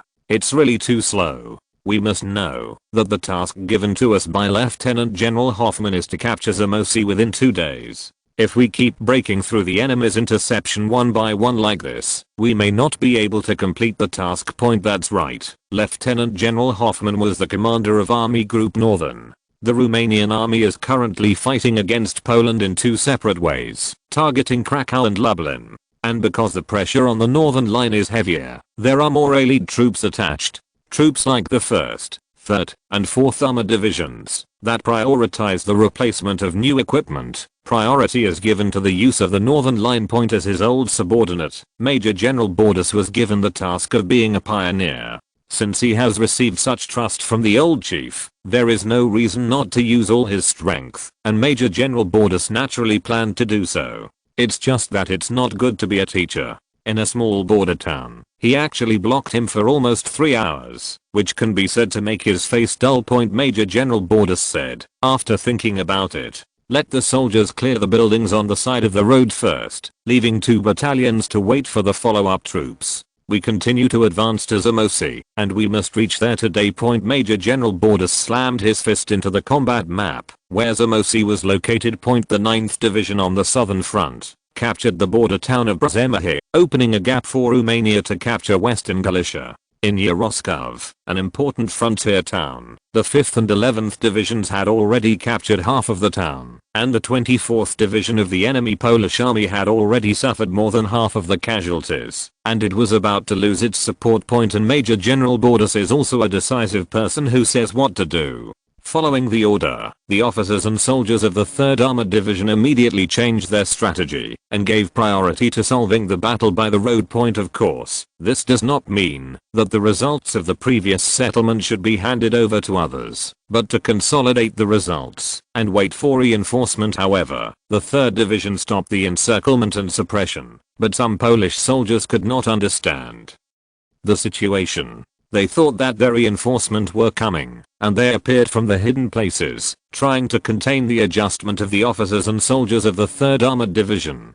After being beaten severely, these talents be honest point, after leaving 2 battalions of officers and men, the 3rd Armored Division immediately moved along Route 17 towards Zamość. This Route 17 is the main road connecting Warsaw to Lviv, and it is precisely because of this that the 3rd Armored Division takes the lead point. While Major General Bordas's 3rd Division was worried about the possible overdue, Hoffman and the command car was rejoicing at the good news everywhere point. He took a good news and talked to the chief of staff beside him. Morna, look, our army has broken through the enemy's frontline positions, completely disrupting the deployment of the Polish army.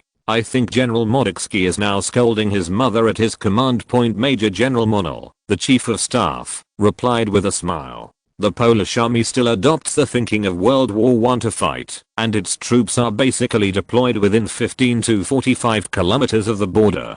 How can such a weak line of defense stop our country's attack? And its troops are not enough, only 210,000 troops, still like pepper noodles, sprinkled on the front line. We broke through every single line. I really don't know what they think point. That's right. What the two laughed at was Poland's defensive deployment in response to Romania. Poland deployed only 210,000 people on the Romanian border. It was organized into the Transcarpathian Army, and its commander was General Modicki point. It's just that the general's thinking was still in World War I, and his troops were deployed in this way, which gave the Romanian army a better chance to show point. So what is this General Modicki doing? Chapter 689 Poland Campaign 4. He was being surrounded by all kinds of bad news, and the old-fashioned old man was losing his temper. Damn it, what is Zerszko doing? When he was taken by the Romanians so quickly point. After scolding the Zerszko, Modicki's beard was even more angry. It's just that the bad news won't stop because of his anger. I saw a staff officer come in with a telegram, and after seeing his expression, he didn't dare to come forward at all point. At this time, the chief of staff, General Martin Chaos, who just appeared, resolved the staff's problems point. Give it to me point. Relieved, the staff hurriedly slipped out.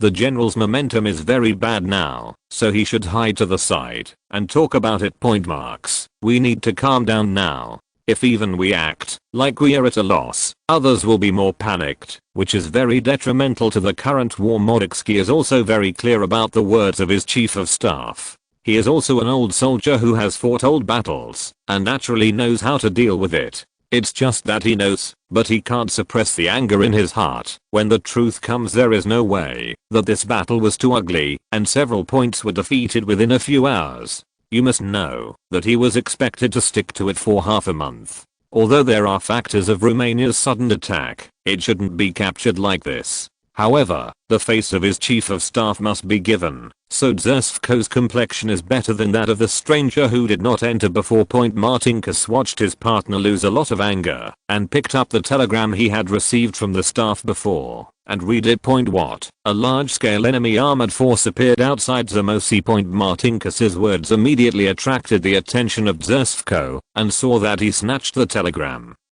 from the hand of his chief of staff and looked at it carefully point. The above is a telegram from the defenders in Zamość, saying that a Romanian armored unit has come from outside the city. It should be a division in size. The defenders hope to get reinforcement as the commander of the Transcarpathian army defending Romania. Zerszko certainly knew the importance of Zamość. It can be said that, as long as you capture this place, your left-wing troops will be surrounded by the possibility. As long as the enemy continues to attack Lublin in the rear, then the entire right-wing troops will be destroyed.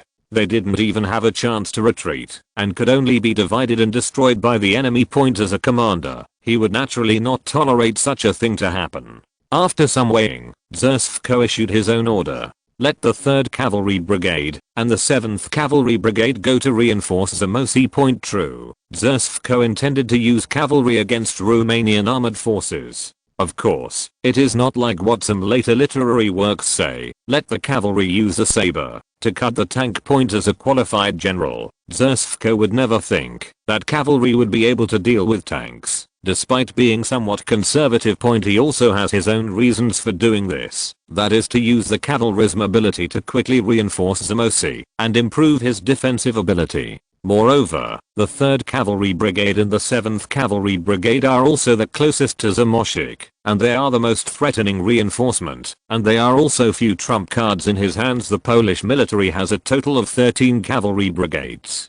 Due to the influence of Romania, although Poland still stubbornly insists on retaining cavalry troops, it is mixed with a lot of armored troops. Its cavalry brigade subordinates 3 to 4 regiments, and its cavalry regiment is actually equivalent to a battalion level unit. According to different troops, there are 3 regiments and 4 regiments. General Cavalry Regiment, 4 cavalry companies, 3 rows per company, a machine gun company, a bicycle platoon, an anti-tank gun platoon, 4, then an engineer platoon, a communications platoon, and so on.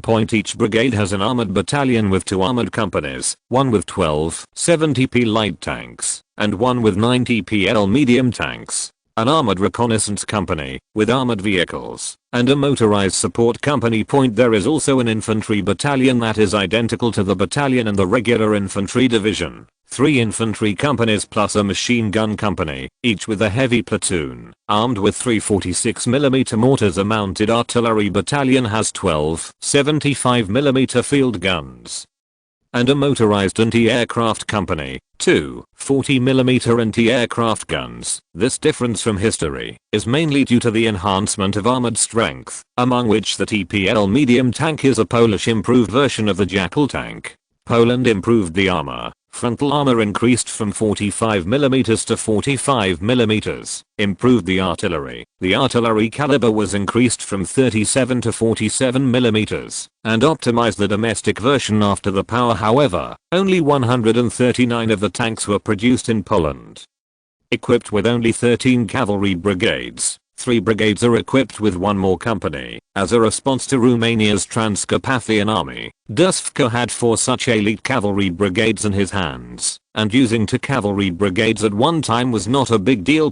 Chief of Staff Martinkus had no objection to Zersko's decision. For the danger that the left flank may encounter, it is also reasonable to send 2 cavalry brigades to reinforce it. As for the Romanian armored forces, they still remember that they had shown heroism in the Soviet-Polish War, and the local war in Russia also showed its power. Following orders from Zersko, the 3rd and 7th Cavalry Brigades began to advance towards Zamości Point. Poland responded. So what about Romania? A brawl is taking place in the headquarters of the 3rd Armored Division outside Zamości Point. What?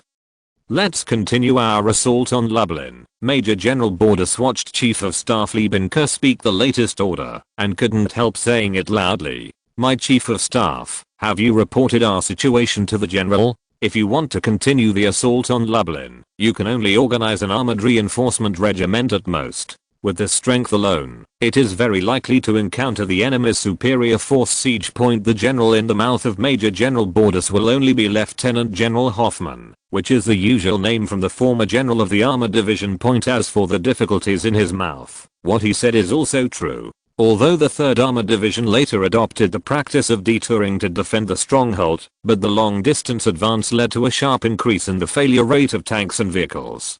Along the way, the 3rd Armored Division has broken down 51 tanks, 29 armored vehicles, and hundreds of other vehicles have broken down. These equipment and troops were sparsely thrown on the road 80 kilometers from the border to Zamości, and these equipment and troops were being repaired, or waiting for the rear troops to follow up and contain them. At present, the 3rd Armored Division has been reduced to the point where the loss of nearly 3 layers has been reduced from the state of being fully loaded.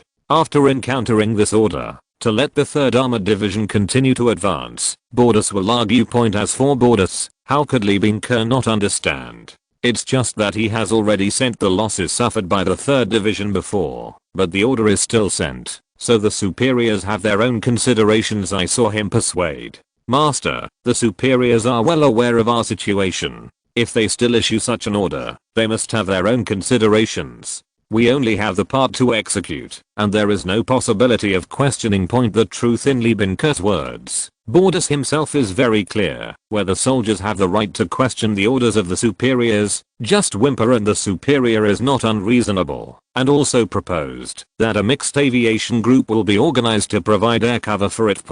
So he said, after thinking about it, "If that's the case, then let's do this. Replenish the tanks of the mechanized infantry regiment to the armored regiment to restore its strength. Then I bring the armored regiment and the motorized infantry regiment, plus self-propelled artillery and anti-aircraft guns, to form an armored battle group. Head for Lublin.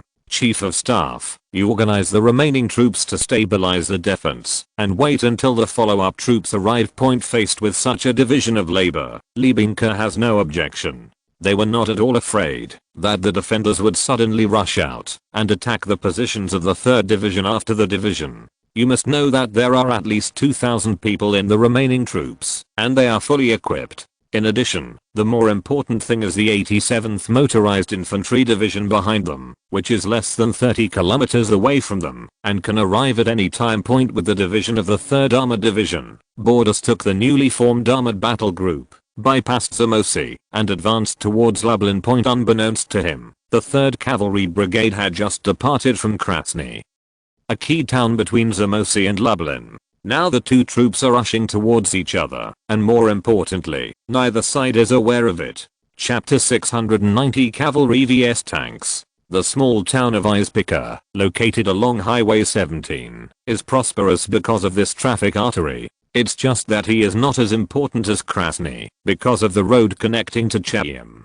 And because it is relatively close to Zamość, less than 30 kilometers, it has not been developed into a larger town. However, although Ispica has not received much attention, it is still developing well due to the opening of the road, and the agricultural products in the town can be quickly purchased and shipped to the city for sale. So the residents of the town have a pretty good life. It's just that these days were broken. The day after the war broke out, a group of Romanian troops drove tanks and armored vehicles to the town. They defeated the local police and militiamen and occupied the town. The residents were so frightened that they could only hide in the room and secretly looked at the intruders. The people who were looked at by these residents were the 2nd Search Team of the 3rd Armored Division. This search team is responsible for reconnaissance of the enemy and the task of front running.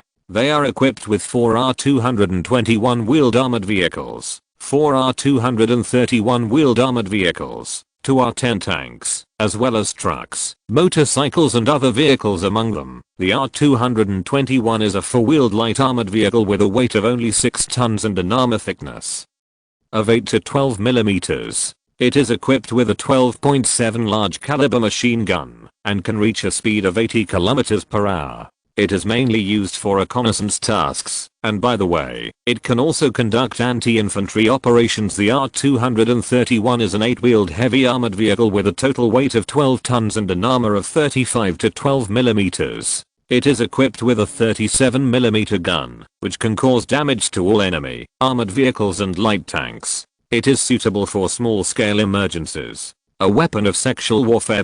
This is also the result of Volkswagen's years of deep cultivation of heavy-duty vehicles. Although Volkswagen has been fighting against other car companies in the passenger car market in recent years, in the cargo truck market, Volkswagen is still a standout point, because this car is the most practical performance, the failure rate, the fuel consumption per 100 meters, and the load are all clear.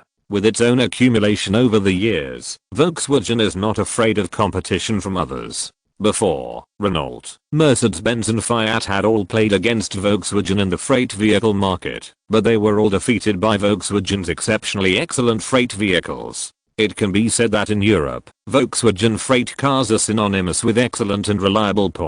And now in charge of leading the search team, Captain Martin Lyman is taking field notes. Today we occupied the small town of Ispica, crushing resistance composed of police and local militias. We lost 1 person, wounded 2 lightly, and killed 43 opponents. The opponent was driven away by us. I believe that such casualties are enough to teach the opponent a profound lesson. Just when Martin Lyman was taking notes seriously, a roar of vehicles came from far and near, and the reconnaissance team he sent came back. However, they were in very bad condition. Only 2 of the 3 R221 armored vehicles came back, and only 2 of the 5 motorcycles came back, and many people had bloodstains on their bodies. Have you encountered an enemy? Martin Lyman, who didn't care to record the battle, immediately ran out to inquire about the reason, only to see Lieutenant Filler, who was in command of the unit, get out of an armored vehicle. Report. Captain, we were attacked by a large group of enemy cavalry, and you saw it. Martin Lyman frowned when he heard the subordinate's answer. Tell me about the battle in detail. Yes, Captain. In Lieutenant Filler's account, they encountered Polish cavalry in a village in front of Polk, but they only encountered more than a dozen cavalry at that time, and Lieutenant Filler saw that there were few opponents, and wanted to take the opportunity to destroy the opponent. The result was exactly as he thought at first. When the dozen or so Polish cavalrymen saw 2nd Lieutenant Filler's squad, they really wanted to run, but the 4 legs were the opponents of the wheels. All but 2 of the cavalry escaped by using the woods were wiped out. And just when Lieutenant Filler wanted to return, he suddenly encountered the Polish cavalry, and there were also armored vehicles among them. Lieutenant Filler wanted to run away, but was chased and beaten by the enemy. 3 R221 armored vehicles were lost, and 1 of the 5 motorcycles was lost due to lack of protection, only to escape the enemy's pursuit. For Martin Lyman, now he no longer cares about the losses suffered by his subordinates. It's not that he is cold-blooded, but that there is no room for too many emotions on the battlefield, especially as an officer. If you can't be hard-hearted, you don't deserve to be an officer, because emotionality will only hurt more of your subordinates. You mean the enemy's troops should be no less than 400? They are basically cavalry and armored vehicles. Faced with a question from his immediate superior, Lieutenant Filler naturally did not dare to hide it. Yes, I can confirm that there were about 3 cavalry companies and 5 armored vehicles pursuing us, like the WZ-34. After hearing Lieutenant Filler's affirmative answer, Martin Lyman already had a basic judgment. At this time, Lieutenant Filler said something more, which caught his attention. When I was about to evacuate, I seemed to see a jackal. Lieutenant Filler's words made Martin Lyman immediately pull the other side down and ask, are you sure you saw it clearly? In the face of Martin Lyman's query, Lieutenant Filler was anti-Semitic and did not dare to confirm it. At that time, we were turning an inner bay. When I was observing the military equipment of the other side, I accidentally saw a vehicle in the distance that looked like a jackal tank. The main reason is that the turret of the jackal is too recognizable. I can't forget it. If I want to confirm it, I can't say it. Okay, you can take the soldiers down and bandage them first. Maybe we have a battle to fight in a while. Martin Lyman understands the words of Lieutenant Filler very well. He is very nervous on the battlefield. Sometimes it is easy to forget after seeing it, unless it is about his own life and death. The focus of 2nd Lieutenant Filler should have been to pursue their Polish cavalry, not the distant figure. Although Lieutenant Filler did not confirm it in his words, Martin Lyman was basically able to confirm that the encounter should be a Polish cavalry brigade. Because of the current version of the Jackal, Poland can only equip it in their cavalry brigade.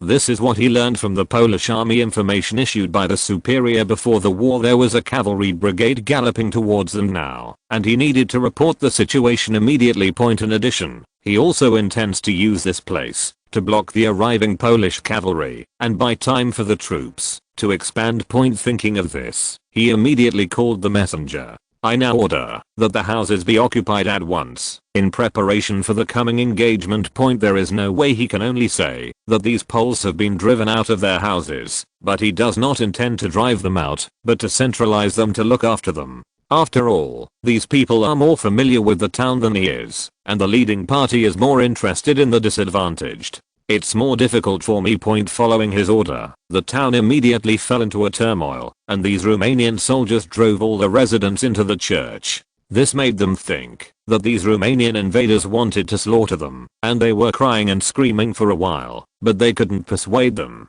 The Poles kept their mouths shut until the nice soldiers told them to shut up, or kill them all. Chapter 691 Cavalry Battle Tanks, Part 2. Boom, boom, boom. Outside the town, the 75mm field guns placed on the position were violently bombarding the town in front of them. Inside and outside the town, many officers and soldiers of the two sides who were killed fell to the ground, silently proclaiming the cruelty of the battle point. The violent explosion caused several puffs of smoke to rise in the town, and the buildings hit by the shelling were also shattered. I saw several soldiers quickly escaped from a house that had begun to shake.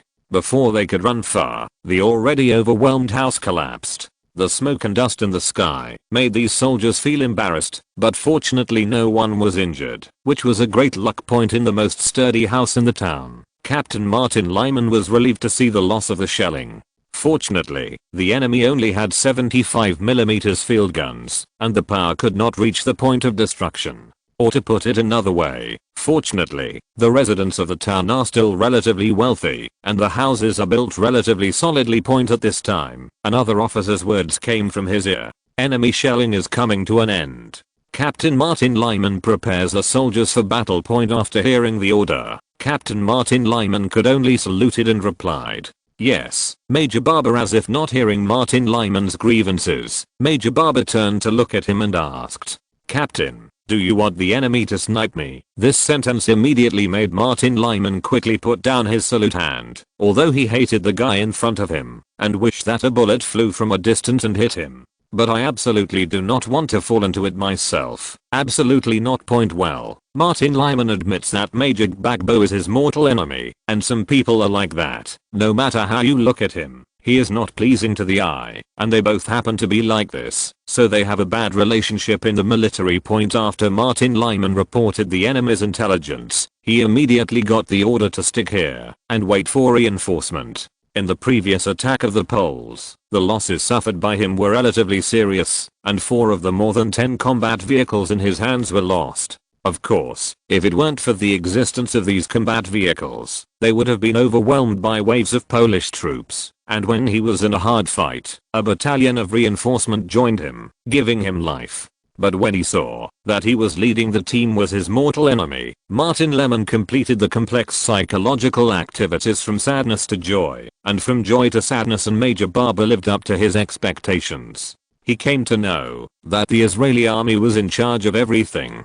He directly commanded the battle without discussing it with him, and used him as a high-level messenger. This made Martin Lyman really not know what to say.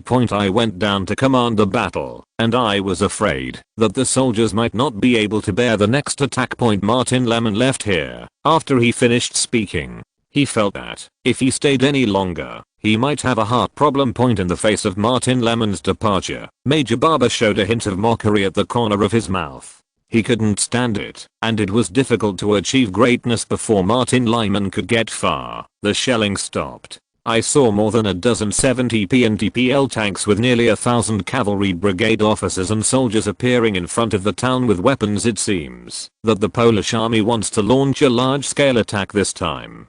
The officers and soldiers of the 3rd Armored Division who knew this naturally did not dare to neglect, did not dare to wait for them to approach, and the machine guns opened fire under the order of the non-commissioned officers. The G42 machine gun in the hands of the defending soldiers was pulled, the muzzle was flaming, and the ammunition was thrown at the enemy. That's right.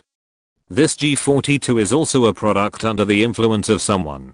After borrowing from the famous artifact machine gun, it even copied the name. This machine gun with simple maintenance and powerful firepower has received unanimous praise once it was equipped with troops, and quickly became a reliable guarantee for officers and soldiers. In addition to the need to carry more ammunition, other aspects have completely exploded the machine guns in various countries. I saw that under the fierce firepower of G42, the attacking Polish soldiers obviously had a pause, and they were afraid of the sound of tearing cloth. And the leading officer also clearly knew this, and saw him shouting loudly. Fire cover. Several mortars made the sound of shelling, and the explosion point fell near the machine gun position. Knowing that he was in critical condition, the machine gunner immediately stopped shooting, and his hands with thick gloves picked up the machine gun and ran away. "We can't stay here any longer, we must shift positions," and after the positional machine gun was suppressed, the soldiers of the cavalry brigade immediately accelerated their pace. The tanks also kept firing, shelling places where the defenders might be hiding. In the face of the fierce offensive of the Polish army, the soldiers stationed naturally gave the maximum counterattack. The G33 semi-automatic rifle in their hands kept firing on the Polish soldiers who were rushing towards them. Although the G33 semi-automatic rifle is not well known, it is particularly useful in actual combat. The metal storm composed of G33 semi-automatic rifles was even more deadly, and many Polish soldiers fell in a pool of blood for nothing. For the tanks of the Polish army, the officers and soldiers of the 3rd Armored Division who stick to it are more confident. Who are they? Armored divisions, and lack of anti-armor forces. I saw several R231 wheeled armored vehicles and R10 tanks, including an R20 tank. The Polish 70p and TPL tanks that appeared to face the attack with a burst of firepower, where these thin-skinned tanks were the opponents of the defending tanks. They were named and paralyzed on the battlefield. It is the R20 tank, and it is like a god. It is not afraid of the enemy's anti-tank firepower. Countless 37mm anti-tank shells fall on it, just like tickle it. And its 75 main guns are killing whoever is killed. But because the main guns are too powerful, its main target falls on the TPL tank, which was changed from Jackal. The Polish commander who watched the battle jumped up and down. This R20 was definitely brought by the reinforcement. There was no such tank like a god in the world before. All his anti-tank methods have no effect on it, and the 47mm tank gun on the TPL tank, the largest weapon in his hand, also has no way to do it. Now the only thing he can rely on is the infantry to attack, and use the anti-tank grenades in his hands to hit him. It's just that the casualties will be very large, but it can't be controlled so much now. Because the intelligence showed that an armored force was coming behind him, and if he could not be disabled, he would not be able to retreat at all. In fact, it was too late for him to receive this news. It would be great if he received it before the battle started, so that he could evacuate calmly. But now that the other party has come to reinforce the army, if they want to withdraw, they must ask the other party whether they agree or not. And now he can only use his strength to deal with his opponent, although this will cause huge casualties, but he can't care about it. I saw that the Polish army was quickly approaching the position despite the casualties, and at this time the defenders immediately packed up their equipment and retreated into the town. That's right. Facing the Polish army's superiority in strength, the defenders had few options. They could only use buildings to further divide the enemy, inflict a lot of damage, and then retreat when the enemy suffered insufficient casualties. That's right. This is the way the defenders are fighting, and it's still so passive. However, there is no way to do this. Whoever made the defenders add up to only more than 400 people, while the Polish army outside has at least 6,000 or 7,000 troops. With a strength advantage of 17-1, only this method can be used.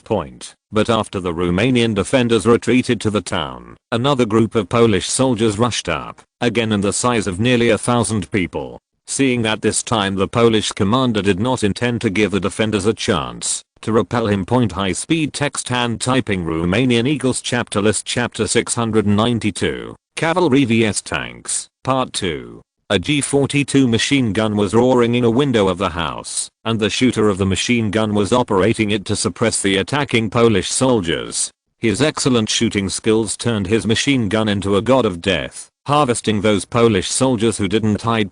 Here several buildings that are very close to each other form a small-scale building group, and Martin Lemon is holding soldiers here. In the face of the Polish army's desperate offensive regardless of casualties, the officers and soldiers of the 3rd Armored Division who were sticking to it were a little caught off guard. It took many positions one after another, and half of the town was captured by it. If Martin Lyman hadn't acted decisively and used armored vehicles to counterattack them and stabilized their pace, they would have been kicked out of the town. And in return, their armored vehicles were exhausted. No way. Armored vehicles lacking infantry protection are still too fragile. In fact, Martin Lemon would not have done this if the situation was very critical at the time. You must know that when they are learning the tactics of using armor, the first thing the instructor said is that the armored vehicle must not leave the protection of the infantry during combat. After the loss of the armored vehicle, Martin Lemon could only lead the soldiers to stand by for help, and that Barber was in a similar situation to himself. Under the enemy's life-threatening offensive, he suffered more casualties than himself. He is currently guarding a larger building complex to the west of him. These two building complexes are currently the only two positions of the 3rd Armored Division in the small town of Eispica. Martin Lyman is in a house, holding a telescope to observe the enemy. Corp. Maloof, take your men to intercept the detoring enemy on the right. Putting down the telescope in his hand, Martin Lyman responded to the latest enemy situation he just observed. Yes, Captain. After the non-commissioned officer named Maloof replied, he immediately put down the gun in his hand and shouted, "Third class, come with me, let's deal with those sneaky mice." Then the 4 soldiers stopped firing and followed Maloof's footsteps to the right. Then there was a burst of gunfire on the right side, and if you listen carefully, you can tell that the G33 semi-automatic rifle rang to the end. It seems that the enemy on the flank was repelled. On the Polish position, General Felipec, who was in charge of the battle, looked at the position that could not be captured for a long time, and his heart showed a trace of anxiety. In fact, after destroying the armored vehicles of the defenders, his cavalry brigade should be evacuated. The defenders who lacked armored vehicles could not even see their own horse buttocks, let alone the purpose of delaying. It's just that he didn't want to think about the number of casualties, which made him unwilling. Nearly 1,000 casualties, which made him retreat. And he, as Poland's most elite cavalry brigade, attacked a Romanian reinforcement battalion defender. The casualties were so great, but nothing was gained. If you retreat like this, it will hurt the morale of your cavalry brigade officers and soldiers too much. So, after thinking about it, Felipec decided to annihilate the defenders before leaving. All it took was that the Polish army's offensive still did not stop, but more violent moves. The defenders were now pinned to only 2 positions, and they could be taken down with just a few more attacks. Less than 3 kilometers away from the small town of Eispica, a line of armored troops was galloping down the road. They are reinforcement for Eispica. The reinforcement consisting of the 2nd and 3rd battalions of the armored regiment and most of the mechanized infantry regiment are already close at hand. Moreover, they could hear the exchange of fire in the town battle. Colonel Dursku, who was in charge of the unit, gave the order immediately. Immediately start the battle formation, and ask for our troops. Following his order, the tanks immediately dispersed, and the soldiers also got out, and rushed towards Eispica. What did you say? Enemy reinforcement are coming. After hearing the report of the cavalry scout in front of him, Felipec couldn't help but ask again in a loud voice. Yes, Brigade Commander, we observed that the enemy's armored units were about to arrive. So we dared to report back immediately. After hearing the reconnaissance cavalry confirm again, Felipec knew that he had no chance to take down the defenders' position, and now his troops might be left behind, so he immediately ordered, have the troops stop attacking and all prepare to retreat. Also, give the order to Major Filacumo to have his anti-tank guns ready to cover our evacuation. Yes, Felipec is also prepared for this. He concentrated the brigade's anti-tank guns, intending to buy time for his retreat. Therefore, in the eyes of Martin Lyman and others, the Polish soldiers who were not ready to attack 1 moment ago are now hurriedly evacuating the next moment. What happened to these Polish troops? A guard soldier asked curiously. Martin Lyman put down the burden in his heart and answered him. It should be our reinforcement, and his words immediately detonated everyone, only to see everyone shouting loudly, the reinforcement are here. Our reinforcement are here. They were not disappointed. A few minutes later, a large number of tanks and armored vehicles appeared in front of them. The 2 wings were R-10 light tanks. They were responsible for sweeping the enemy on both sides and detecting the enemy's situation. In the middle is the R-20 tank. As the backbone of the Romanian armored forces, they are responsible for siege and anti-armor operations in the face of the newly emerging Romanian armored forces. The officers and soldiers of the Polish 3rd Cavalry Brigade immediately mounted their horses and wanted to evacuate. But will Colonel Dursku let them go? I saw him pick up the microphone in the command car. Now I order to attack the enemy immediately and make sure not to let any enemy go. Following his order, the speed of the tank accelerated and the tank opened fire. When it was aimed at the enemy, the violent explosion caused disaster to the surrounding cavalry. Shrapnel and shockwaves caused many cavalry to fall off their horses, and the horses were frightened and fled in all directions, which further aggravated the chaos of the scene. Facing the unscrupulous attack of enemy tanks, Philippus could only send out all the remaining tanks in his hand, hoping to slow the enemy's footsteps. Of course, he also knew that his tank was no match for the enemy's R-20, so he used the armored troops to deal with the R-10 tanks on both wings. At least this tank could be destroyed. As for the R-20 tank, Moore can only expect to use its own tank more, attract the attention of the R-20, and then use the 37mm anti-tank arranged by itself to give it a heavy blow from the flank. That's right, this is the only way that General Philippus came up with, because the 37mm anti-tank gun he is equipped with cannot penetrate the armor of the R-20 frontally, and he can only find a way to turn it and then fire. But maybe this is just the expectation of General Philippus, because the 50mm 42 times tank gun equipped by the R-10 light tank still has an absolute advantage over the current Polish imitation Jackal tank. Moreover, the Polish armored forces, which do not even have a numerical advantage, can fight against them. I saw that there was no reinforcement of the R-20 in the middle, and the R-10 tank greeted it. It was equipped with a 50mm tank gun, and was repeatedly named, and all its 70p tanks were destroyed.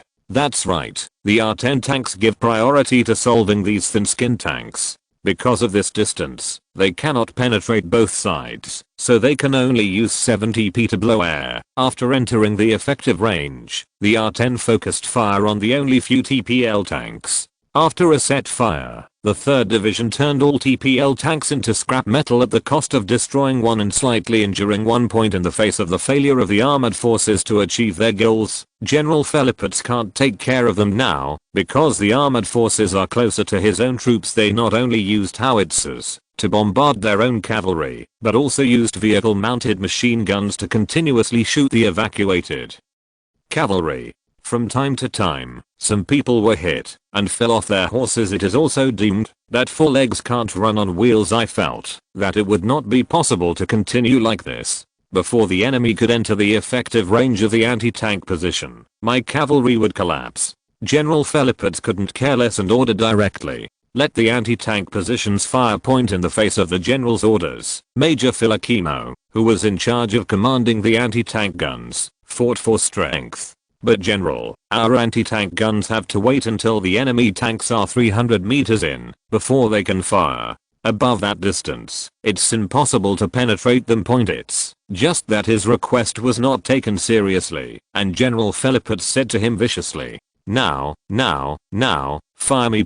Under the command of the general, the 37mm anti-tank gun on the anti-tank position immediately fired violently at the R-20 tank 400 or 500 meters away from him. They knew that if they opened fire, they would be targeted by enemy tanks. The R-20 tank group, which was firing on the cavalry, immediately felt the difference. The sound of the ping pong pong sounded what it meant. They knew very well. After some observation, they discovered the anti-tank position hiding behind the bushes of the farmland. Needless to say, the priority to solve these positions becomes the priority choice. Boom, an explosion caused an anti-tank gun on the position to be destroyed, and the Polish officers and soldiers operating the anti-tank fell to the ground without making a sound. This is just the beginning.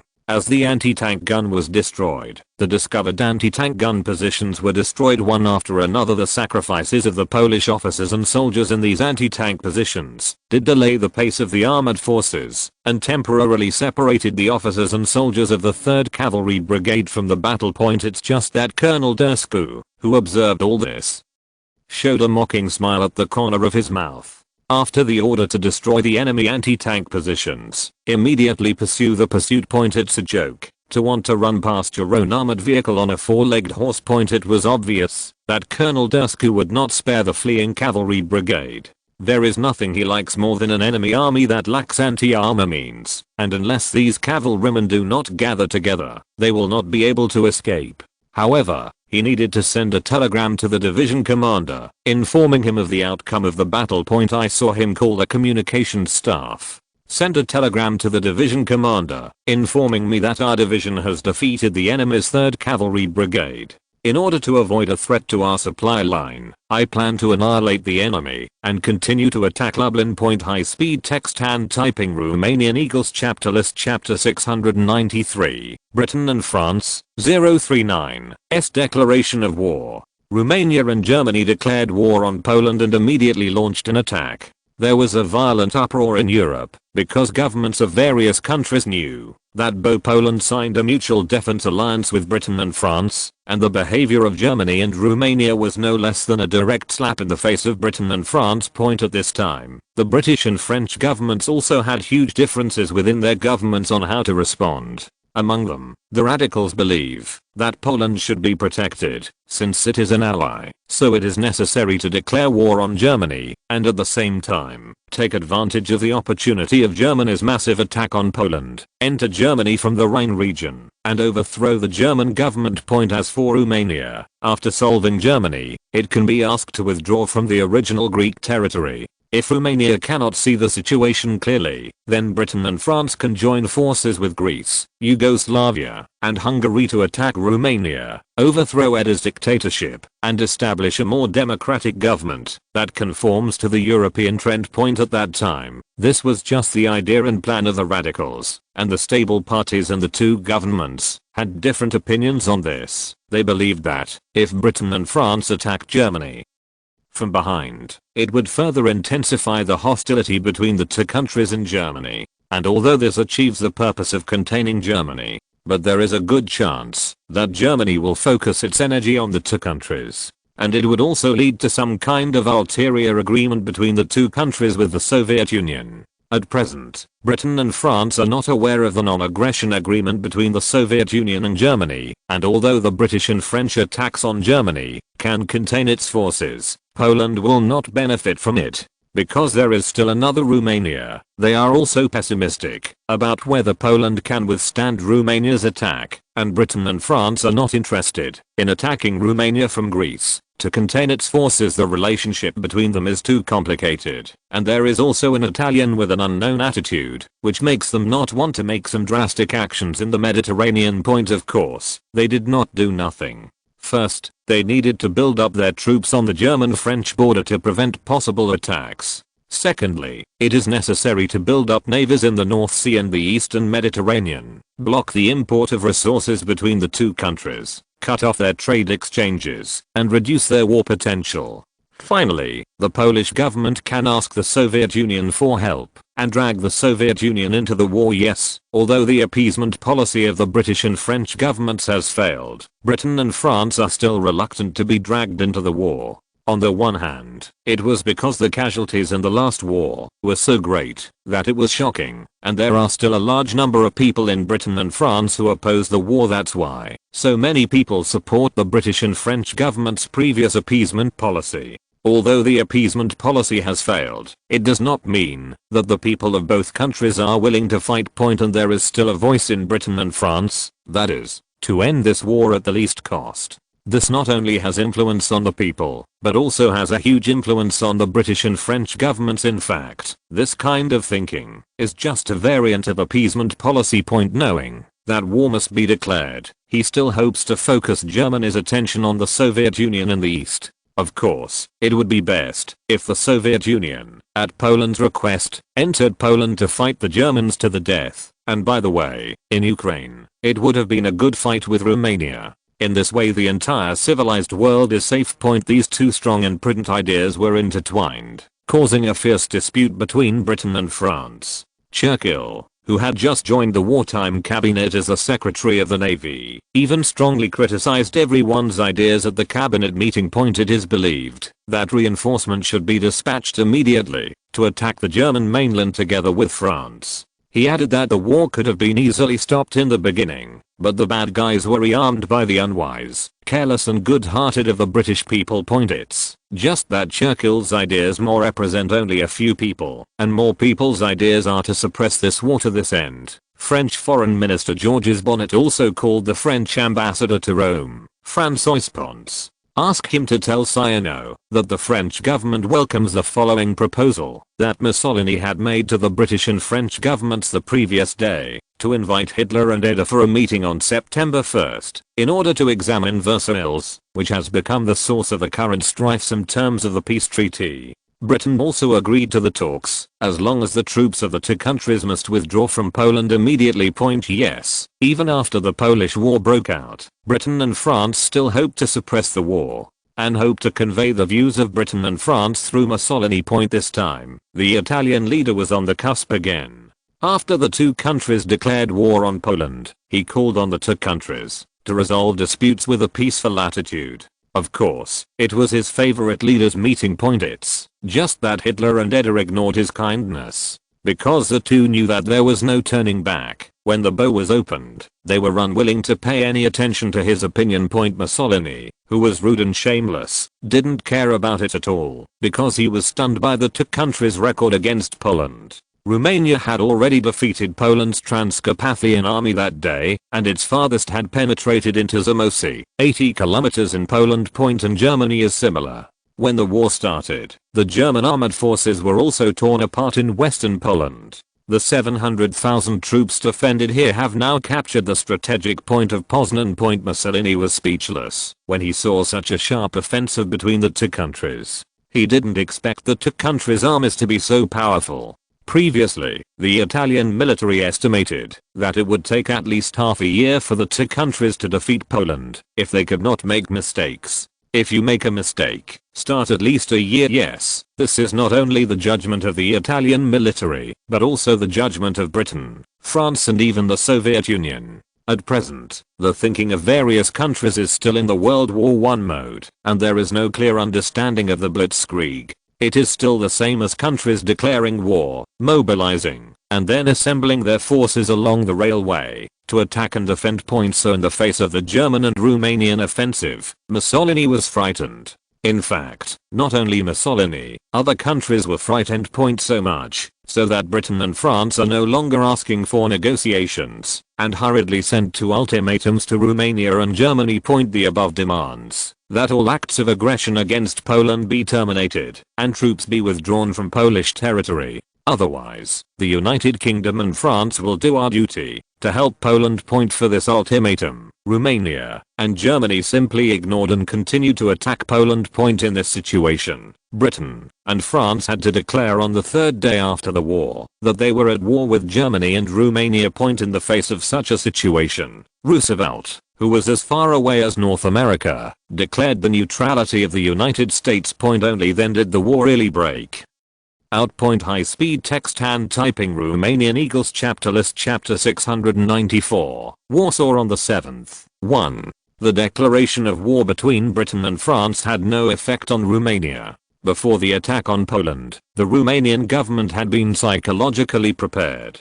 The declaration of war between Britain and France did not cause much disturbance at all, except for a few words from the public. When Britain and France declared war on Romania, Lieutenant General Hoffmann, the commander of the Northern Front Army, had already arrived in Lublin. Now the city is full of Romanian officers and soldiers, and a large number of vehicles and tanks have blocked the city. The local residents only dared to hide in their houses and secretly observe these intruders. Fortunately, these invaders did not do any harm to the city, and even paid for things, and Hoffmann is no stranger to this city. When assisting Poland to resist the Soviet invasion, reinforcement from Romania passed through here to fight the Soviet army. Moreover, at that time Lublin was still the logistics base of the Romanian army, and he did not go to Lublin to collect supplies. It's just that it has changed a lot now compared to then, and he can hardly recognize it. It's just that he is not in the mood to observe the city that has just been captured. When he arrived at the headquarters set up in the city government, Major General Bordus, the commander of the 3rd Armored Division, and his party were already waiting here. General, please come in. Facing the former subordinate who made great contributions to winning Lublin, Hoffmann patted the other's shoulder to show his encouragement. Thank you for your hard work, Bordus. Facing Hoffmann's encouragement, Major General Bordus rarely showed a shy expression. This is all well directed by the general. Facing Bordus' words, Hoffmann laughed out loud. You are too modest. The credit this time is yours. If you hadn't routed and surrounded the enemy's 3rd Cavalry Brigade, how could you have captured Lublin so quickly? That's right. Even he did not expect that the 3rd Panzer Division could capture Lublin so quickly. In fact, even Major General Bordus did not think of this issue. At that time, after the annihilation of the Polish 3rd Cavalry Brigade, there was a message when interrogating the prisoners. That is, after them, there is no organized army between Lublin, and Lublin has only 1 regiment of troops stationed. When Major General Bordus found out about this news, he couldn't help being overjoyed. This was simply a credit given to him by God. Immediately, he gathered all the tanks and vehicles, and with a reinforced regiment, Zingizing immediately rushed to Lublin. And this unit did not let him down, and arrived in Lublin late that night. And the sudden attack of the Polish army stationed in Lublin on Romania, not mentally prepared at all. In the face of the sudden attack of the tanks and infantry of the 3rd Armored Division, it collapsed at once. So Lublin, a key point linking Poland, fell dramatically into Romanian hands. Among them, General Modicki, as the Transcarpathian army, should bear the main responsibility, because he arranged the main troops near the border, resulting in too few troops in the rear. In addition, the 3rd Cavalry Brigade was completely wiped out by the 3rd Armored Division by accident, which resulted in not even a single formed unit from Lublin to Zamość. This is entirely a gift to the attacking North Front Army, but Hoffman will not award it a medal. After entering this headquarters, which was rebuilt by the city government, everyone's eyes lit up, and the splendor here was beyond imagination. I saw Major General Bordus said with some smugness. Isn't it shocking? When I saw it before, I thought it was a palace, but after careful confirmation, I realized it was a city government. Facing the words of Major General Bordus, Hoffman glanced at him and said, "It turned out to be a real palace, just a summer palace in Russia." I also asked the Poles to know it at the time. It's just that he didn't come here to talk about changing it into a scenic spot. I saw him ask, "Is the conference room ready? Already prepared?" Take us there. When I came to the conference room, I saw the prepared seats. They were not simple at all, but very luxurious. The leather carved chairs and the gilt table didn't feel like I was going to a meeting, but a banquet. In the face of such a situation, Major General Bordus justified, "It's all left by the Poles. We are just using it as waste." Hoffman said nothing about it, because he was in a hurry. "Okay, ready for the meeting." Following his words, all the officers took their seats after the officer behind him hung the map. Hoffman said with the baton, "Now I talk about the next deployment." Facing Hoffman's words, all the officers present cheered up. This is a time to assign tasks, and you can't help yourself distracted. Now our Northern Front Group Army has initially completed the first phase of combat tasks. According to the original plan, we should help the Southern Front Group Army to encircle the Polish Transcarpathian Army. Everyone present knew what Hoffman said, because that was the original plan. But since Your Excellency Lieutenant General, it will be changed now. Sure enough, I saw Hoffman continue to say, "But after discussing with the commander of the Southern Front Army, General Ankada, I found that I don't need all our troops to help them. Only 2 or 3 divisions are enough. So I plan to use the 3rd Armored Division, the 17th Division, the motorcycle. The 3 units of the HUR-87 Division formed a combat group to help the Southern Front Army, led by Chief of Staff General Tors. The teachers named by Hoffman did not show any expressions, because they knew that there would be more to come. Sure enough, Hoffman continued to speak after he had finished helping the Southern Army encircle the siege. "Next, our remaining troops will not be idle, because I found that the enemy's hinterland is very empty, and we are using our army to continue the assault." Hoffman paused here and found that everyone was paying attention to him. So I decided to concentrate the 1st and 4th Armored Divisions in the 65th and 71st Motorized Infantry Divisions to form a battle group. The target is Warsaw. Hoffman's voice fell, which immediately caused a commotion among the officers present. Who doesn't like capturing the enemy's capital? For this group of people who yearn for military exploits, it is simply an incomparable temptation. And Hoffman's words made several other division commanders who were assigned to help the Southern Front Army, showing envious eyes. They can't wait to change the task, especially Major General Bordus. They planned to speak several times, but held back. He knows his own affairs, and the 3rd Armored Division has already received enough credit for this journey. If he is stronger, it will hurt the relationship with other friendly forces. Moreover, I damaged a lot of equipment before, although most of them can be repaired, but now I can't become my own combat power. So he still didn't speak. Come out tomorrow morning, check your equipment, and prepare your supplies. Finally Hoffman said the departure time. It seemed that the plan was rushed, but for those present, the enemy's real situation had already been thoroughly understood during the battle with the Polish army. This time the success rate of the plan reached about 9 layers, which was enough to gamble. High speed text hand typing Romanian Eagle's chapter list. If you're listening to this novel on a channel other than Fanfic World, it means they downloaded and uploaded it without effort. We cordially invite you to visit our channel, Mundo Fanfic Novelos. There you'll find the original version of this story and you can explore many other novels of various genres. We're waiting for you to immerse yourself in a world of incredible novels. Chapter 695, Warsaw on the 7th. 2. The road 17 from Lublin to Warsaw is billowing with dust and smoke, and a large number of vehicles are heading towards Warsaw along the road. That's right, this is the assault armored group commanded by Hoffman, but now even the wheels still can't run fast, because a lot of vehicles are stuck on the road. How can this run fast? Look at my gesture. Go this way. At an intersection, several gendarmes in military uniforms and white helmets were directing traffic. Under their command, the trucks passed the intersection smoothly and drove into Lublin. When a command vehicle was driving through this intersection, it suddenly pulled over and stopped, and a general with the rank of lieutenant general on his shoulders walked out of the car. That's right, this is Hoffman. He saw that the troops were moving a little slower, and he planned to stop to understand the situation. So, when he saw his figure, the military police officer who was on duty immediately stepped forward to report. Lieutenant General Hoffman, the 13th unit of the military police is on duty here. Hello, Lieutenant. Hoffman asked, after returning the salute. In an hour, how many vehicles can you direct to pass? The 2nd lieutenant of the military police replied, after thinking for a while. General, we didn't pay attention to the number, probably between 5 and 600. Hoffman listened to the hourly traffic of 5 or 600 vehicles, and silently calculated in his heart that it would take more than 10 hours to ensure that all the vehicles passed. As soon as I saw the road under my feet, that was not even paved with asphalt, I was embarrassed to say that it was the main road connecting Warsaw to Lviv.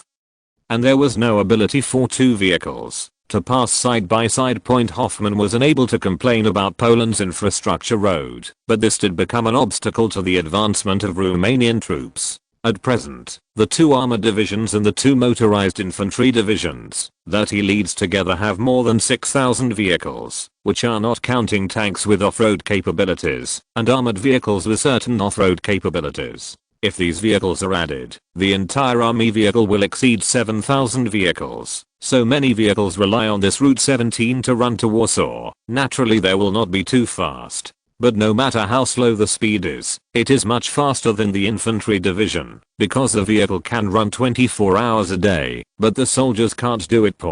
And not to mention that, although the speed is slow, the driving speed per hour is not lower than 15 kilometers, but it can't be as fast as a small group of troops. After learning about the passing of the vehicle, Hoffman couldn't help complaining. When he returned to the command car, such a speed is not conducive to quickly rushing to Warsaw. You need to figure out a way. As he spoke, he stood on the military map and began to study the roads that could get in and out of Warsaw. He looked at the roads that branched off from Warsaw, his fingers swiped on the map, and he kept calculating the distance and the capacity of each road in his mind. When he slid his finger over Adam, a yellow line representing the road appeared in front of him. This is the road from Warsaw to Krakow via Adam, which is a supplementary line from Warsaw via Lodz to Katowice, the important border town of Deborah. And since this road is used as a supplementary line for military use, the road bearing capacity will not be worse than the current number 17 road under my feet. And is there a road connection between Radom and himself? Yes, there is a road connecting Radom and Brno. The town is located on the Vistula River with a bridge spanning both banks. The Mother River of Poland originates in the province of Holy Cross, runs north through Warsaw, and finally empties into the Baltic Sea at Danzig Point. It seems that Pirna is his target. Thinking of this, he immediately called the communications staff point. I saw him speak. Communications staff officer, how far are we from Pirna? The communications staff member who was stopped by Hoffman replied immediately. Report to the general, our army's forward is only 8 kilometers away from Pirna, and will arrive in half an hour. Tell the vanguard to secure the bridge over the Vistula to capture Pirna. Then send a telegram to the 1st Armored Division to change their marching route and divert from Pirna to Route 12 to capture Radom. Then order them attack Warsaw with Radom as the point. No way. Now the traffic capacity of Route 17 is too poor. We can only find another way. Moreover, Radom's Polish army is not very strong. There is only one reinforcement group for the 1st Armored Division trained by himself. This is not a problem at all. And there is another advantage of capturing Radom. That is, it can effectively support the operations of the Chief of Staff. The communications staff member accorded the order and immediately went to send it, and Hoffman immediately called another staff member. Bring all the information on all the roads near us with a bearing capacity of more than 15 tons. I need to check it out. Yes, General. Following Hoffman's orders, the 1st Armored Division began to prepare for a diversion point. In continuing to consult the information, Lieutenant General Hoffman also found that there is still a road between Pirna and Radom. This is a township road, but in peacetime, there are a lot of freight vehicles running on this road, and it can withstand the capacity of many vehicles. More importantly, this road from Zvolon can be driven all the way along the Vistula River to Warsaw Point. If this path is so valuable, why didn't Hoffman take advantage of it? So then, a new order came from him, and the 65th Motorized Infantry Division would use this road to march towards Warsaw Point, and with Hoffman's orders, the congestion was relieved after Pirna. Here, the rushing group was divided into 3 groups, bounded by the Vistula River, and divided into 2 unconnected parts. And this situation should be a major taboo in the military, but it is still used by Lieutenant General Hoffman regardless. Could it be that he was carried away by the victory, or that the temptation of Warsaw was too great for him to forget the danger? In fact, none of these, and the battle report from the German side made him dare to divide the army into 2 parts. At present, Germany has already broken through the defense lines of the Polish army on all fronts. In the Polish corridor, the German 4th Army had routed the Polish Army of Pommery, encircling the enemy in forested areas north of Siwas and west of Graudenz. The 3 infantry divisions and 1 cavalry brigade of the Polish Army Pomeranian Army were all annihilated. The German 3rd Army, which was targeting Poznan, had also repulsed the Polish Army of Poznan, and it was now retreating to the rear. However, the German armored forces did not intend to let them go, and surrounded them in groups from Kowo to Kutwo. As for the German army on the southern front, the action was slower due to the lack of armored units. The German 8th Army had defeated the Polish army of Lodz and was pursuing it across the Water River. The 10th Army also just defeated the Krakow army, and its troops were divided into 2 groups, advancing all the way to Krakow and all the way to Kiel's Point. Now that Poland is facing such a defeat on the whole line, there is no good way at all. It can only keep drawing some inland troops to try to plug these gaps, but how can the Poles be able to plug so many gaps? High-speed text hand typing. Romanian Eagles chapter list. Chapter 696. The Polish government fleeing Warsaw. The war was gradually drawn in the direction that the Poles least wanted to see, which was something that all Poles never thought of before the war. For such a dilemma, Poland on the one hand asked Britain and France to launch an attack to contain Germany's attack. It is best to lead the main German forces to the Western Front, but the request of the Poles was ruthlessly rejected by Britain and France. They rejected Poland's request for help on the grounds that they were not well equipped. For the British and French troops who stayed behind the Maginot Line and watched Poland be swallowed up by the German and Romanian troops. The British military historian Fuller later wrote, while Poland was being wiped out, a surprising conflict was also taking place on the Western Front. It was soon called the Strange War, or better, it's a sit-in battle.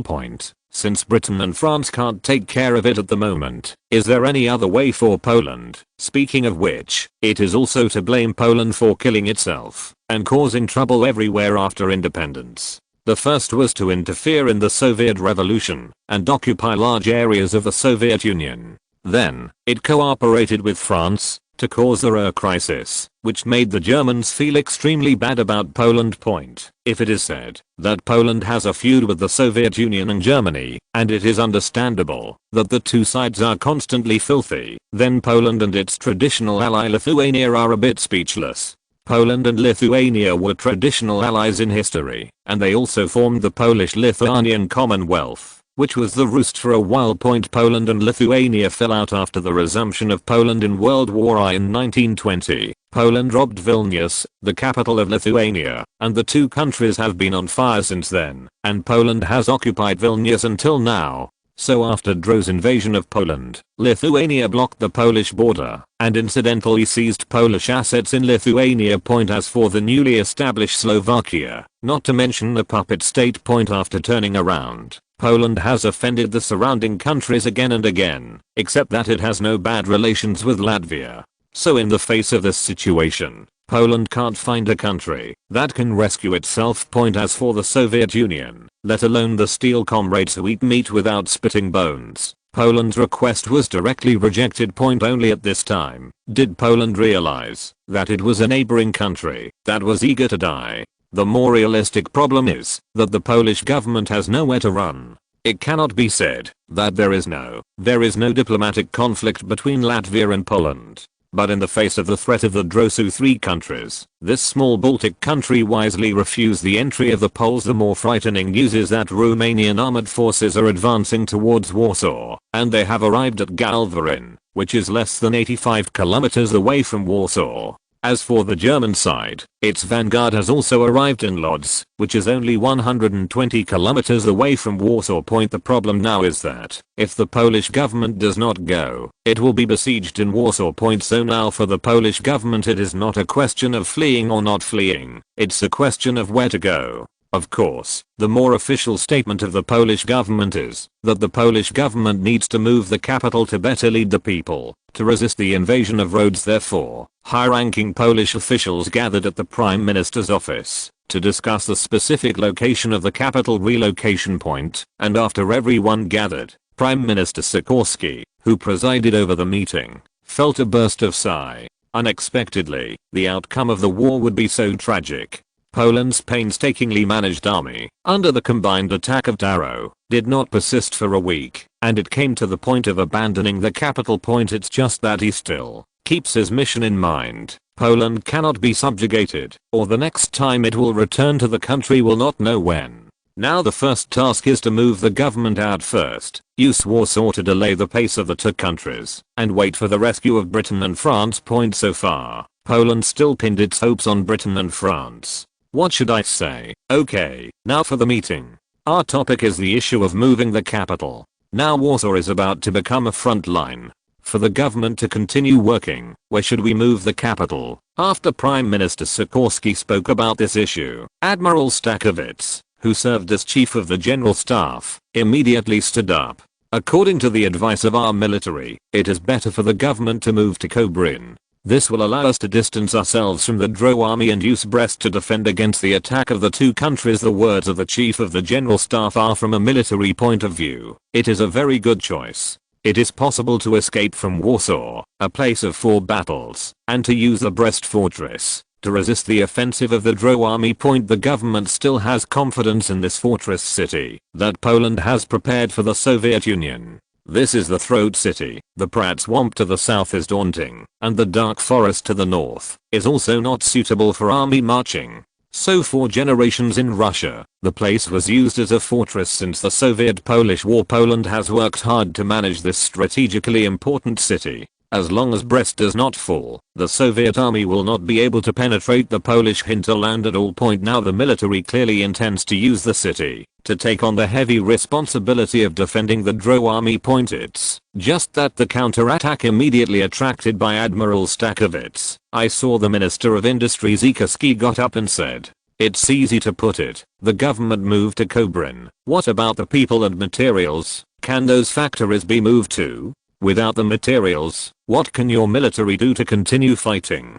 Just by hiding in Poland after Brest, can it exist? If we continue to fight like this, I don't think Brest will fall for more than 2 months. Then what should we do at that time? Vote for the Soviet Union. If the words of Industry Minister Tsikowski were reasonable at the beginning, they later turned into a vent of dissatisfaction with the military. As we all know, Polish politics is greatly influenced by the military. Since Piłsudski's generation, the military has always had a deep influence on politics. The famous colonel politics, a bunch of retired officers with the rank of colonel, serving as senior government officials. And under the influence of hardliners like the military, Poland's strange diplomacy is not surprising. Of course, if it is under the influence of the military, everything is developing for the good, then this is not a problem. However, under the influence of the military, Poland's results are getting worse and worse, and now it is on the verge of subjugation. Why don't others let others vent? It was obvious that everyone present knew this, so no one refuted him. And Admiral Stachowicz obviously knew that there was a large group of people in the government who were angry with the military, so he did not refute the other party.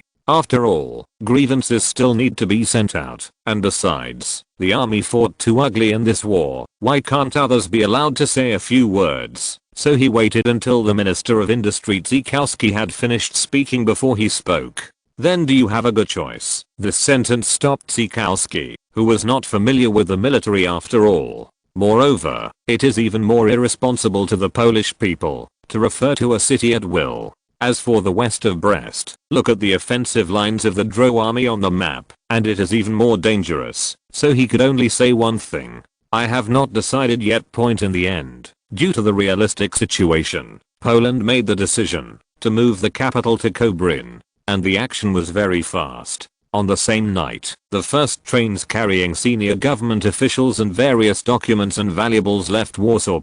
As for the highway, the road from Warsaw to Brest was crowded with vehicles carrying all of their belongings. And there are many walking residents carrying their luggage and fleeing Warsaw. They all knew that war was about to take place here, and if they didn't want to be hurt, the residents of Warsaw could only flee. High speed text hand typing. Romanian Eagles chapter list chapter 697. Meeting with Warsaw. You said the Polish government fled to Kobrin. Lieutenant General Hoffman was in command of the car himself and asked the communication staff in a loud voice. These words made the officer a little at a loss, feeling that the telegram in his hand was like a crucial weight.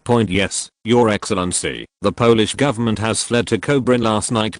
Hearing the staff's confirmation, Hoffman hammered the carriage hard. No way. My idea of stopping the Polish government from fleeing came to nothing. But then again, it is very difficult to stop a government from fleeing. Ancient and modern, at home and abroad, as long as the other party wants to escape. Few people block it in the capital. So this is more of a wish of Hoffman, but after the wish is shattered, he needs to consider the reality more. How far is our army from Warsaw now? This question is much easier to answer than before, and I saw that the communication staff responded immediately. At present, the closest our army's vanguard unit is to Warsaw is the 2nd Mechanized Infantry Regiment of the 1st Armored Division. They have arrived in Gruiec, only 28 kilometers away from Warsaw, and will be able to arrive outside Warsaw this afternoon. The 65th Motorized Infantry Regiment, the infantry division, also echoed the 1st Armored Division. Its vanguard was attacking Kajor, and it was expected to resolve the battle in 2 hours.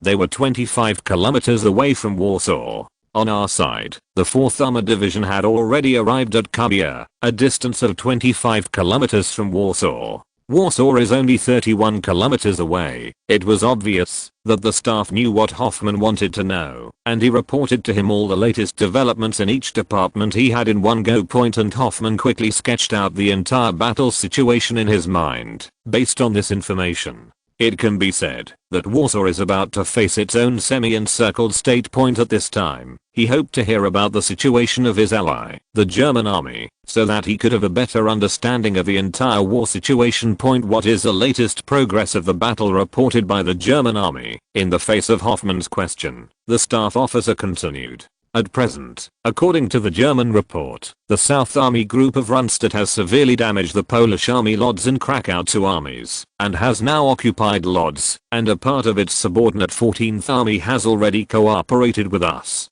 The Southern Front has captured Krakow. The 4th Panzer Division of the 16th Panzer Corps, which is the vanguard, has already captured Łowicz, which is only more than 70 kilometers away from Warsaw, and is expected to arrive in Warsaw tomorrow point, and in Army Group North. The 4th Army, which had annihilated the Pommery Army, crossed the Vistula, and was encircling the north bank with the 3rd Army of East Prussia, and annihilating the Polish Army Group Modlin. Also, your old friend General Guderian, the commander-in-chief of the 19th Army, has broken through the interception of the Polish Army from East Prussia, and has now reached Ostrov, 110 kilometers away from Warsaw, after crossing the Narew River. In fact, Germany has been much faster than in history. First, it is less pressured by Romania's assistance, and second, it is better equipped. Because after the exchange with Romania, Germany put forward higher requirements for its own tanks. Therefore, the current equipment of the German armored forces is mainly the No. 2 and No. 4 tanks, as well as a small amount of No. 1 and No. 3, and R-20 tanks purchased from Romania. Point among them, the research work on the Romanian R-20 tank, the imitation and improvement of the No. 5 tank, is in full swing. Point as for Hoffmann's friend Guderian.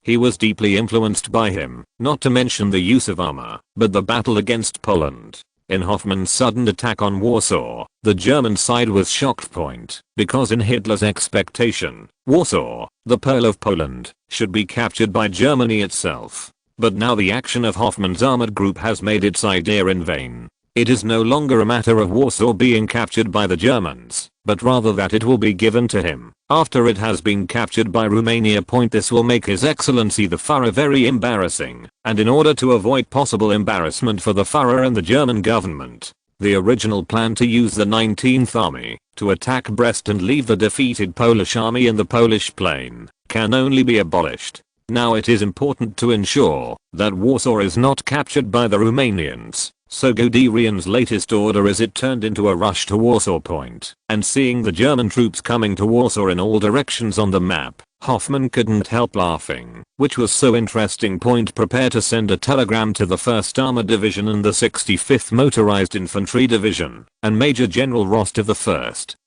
Armored Division will be in charge of commanding our army to fight in Warsaw. In addition, send a separate telegram to Major General Rost to let him pay attention to the armored troops insufficient in the city station. Don't lose too many armored vehicles for me, or I will trouble him. Point, Hoffmann's words shocked the communications staff. Because of the meaning of obedience, he doesn't plan to go to Warsaw. This is Warsaw, Poland's most famous city, and which general doesn't want to take the honor of the enemy's capital? In this way, he was let go by his own general, Felipe Opo. Point, Hoffmann saw the dumbfounded communications staff and said loudly, "Why are you standing still? Why don't you hurry up?" After being yelled at by Hoffmann, the communications staff hurried to send the report. Point, wait a moment. Point, Hoffmann stopped him behind him, making the communications staff feel that his general might have changed his mind and planned to continue to attack Huasha. Point, as a result, reality gave him a heavy blow, and he only heard his general continue to speak. Point, send another telegram to Major General Rost.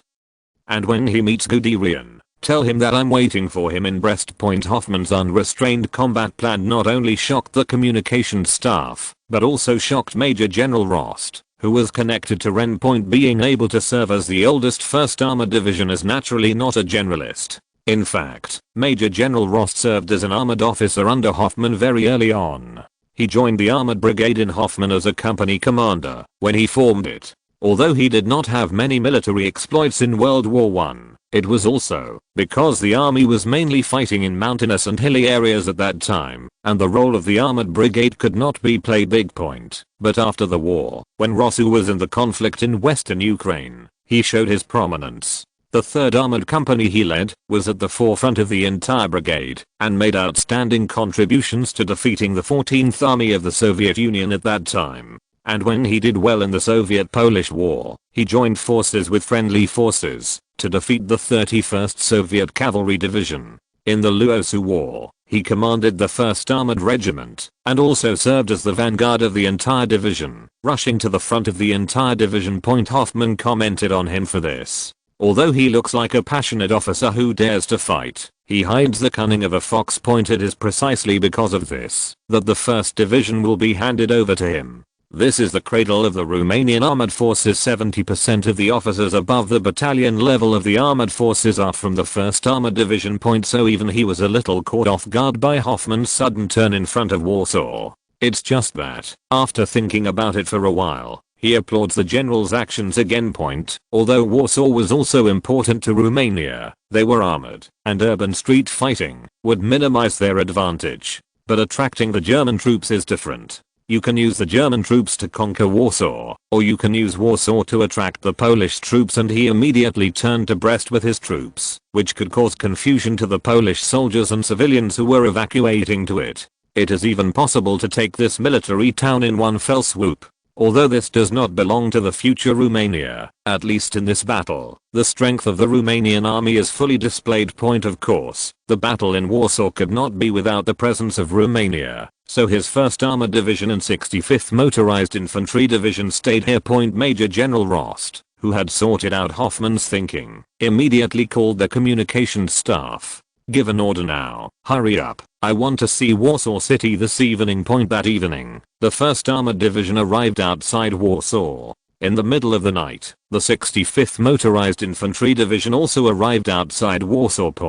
And with the arrival of the Romanian army in Warsaw, the Germans accelerated again. At noon the next day, the panting German 4th Panzer Division also arrived in Warsaw. In the evening, Guderian took the vanguard of the 19th Army and the 3rd Division to Warsaw. It's just that when he heard the greetings from his old friend from Major General Rost, the expression on his face was also wonderful. High-speed text hand typing. Romanian Eagles chapter list. Chapter 698. Poland is defeated. In fact, after the Drô army encircled Warsaw, it was already very obvious. Everyone knew that Poland's defeat was a matter of time. Important notice, I'm sorry to let everyone read the nonsense of Mantow at the beginning, but there are some things that Mantow really wants to say, mainly to some friends who watch pirated copies, for fear that they will be covered at the end of the chapter. I saw it today, and the reader said, I hope I do your best to update the Romanian book. Don't prepare a new one.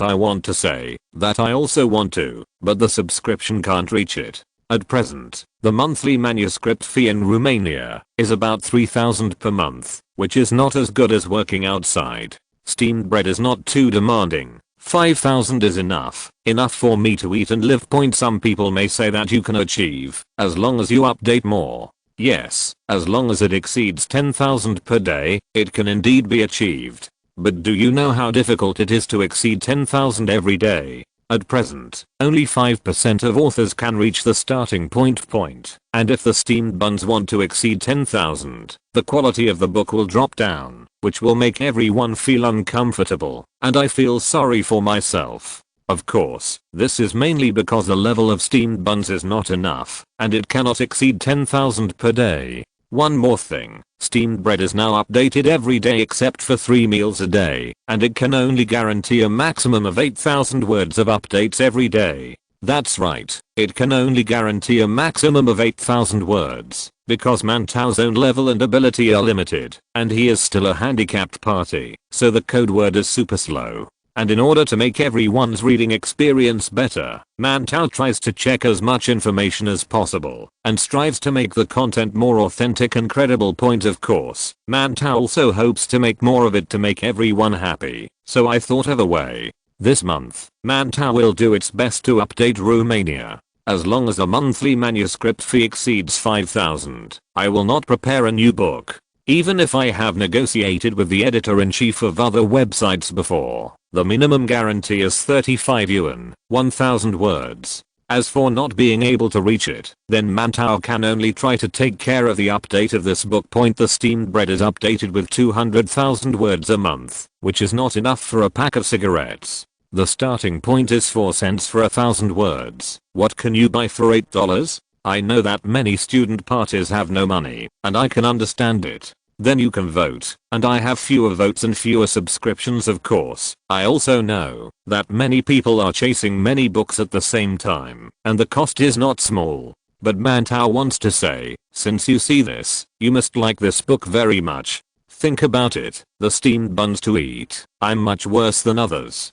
Steamed buns don't want to sell miserably, and I don't want to at all, but the persecution of life forces me to tell the truth. Book friends who like to read free books can look at Mantao's efforts to update it. Let Mantao earn 2 more money, just enough for my life. I'm sorry for making everyone waste time and starting coins, watching my nonsense. Mainly for opening chapters or endings. Other free sites will be blocked. This is also the last time I complained about making steamed buns in the text. But the Polish army was defeated so quickly and so thoroughly that it was absolutely unimaginable for bystanders. In their opinion, even if Poland faces the attack of Germany and Romania, it will be able to hold back at least 3 or 5 months. But at present it seems that 1 month is mysterious, of course, for other countries that have nothing to do with themselves. The current war between the 3 countries will not have a direct impact on them. But for one of the countries, the impact was severe, that is, the Soviet Union, which had a secret treaty with Deborah.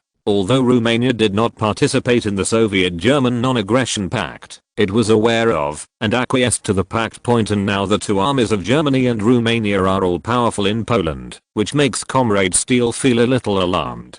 He couldn't sit still when he got a Romanian armored unit charging at Brest point, because Brest should belong to the Soviet Union according to the agreement, and now the Dro army is now marching to the territory that is scheduled to belong to the Soviet Union, which makes Comrade Steele feel a little alarmed. For this reason, he specially recruited the People's Commissar Marshal Voroshilov in the General Staff Changsha. General Boshnikov. What do you 2 think about the performance of the Dro army in Poland? In his office, the Steele comrade, smoking a pipe, asked about their performance against the Dro army.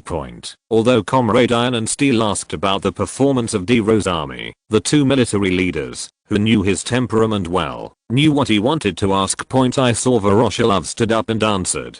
Dear Comrade Steele, the performance of the German and Romanian armies in Poland has once again proved the power of armored forces in modern warfare. As a country with the most armor, our country will definitely not be worse than the 2 countries. If Voroshilov would not have dared to say this during the period of the Great Purge, he would have been able to bear the charges of a Tukhachevsky colleague. It's just that the Great Purge is over now, and Zhukov's battles with the Japanese in the Far East also prove the correctness of this theory. Obviously, Voroshilov's words were approved by Comrade Steele, and the Soviet leader said it in a different position.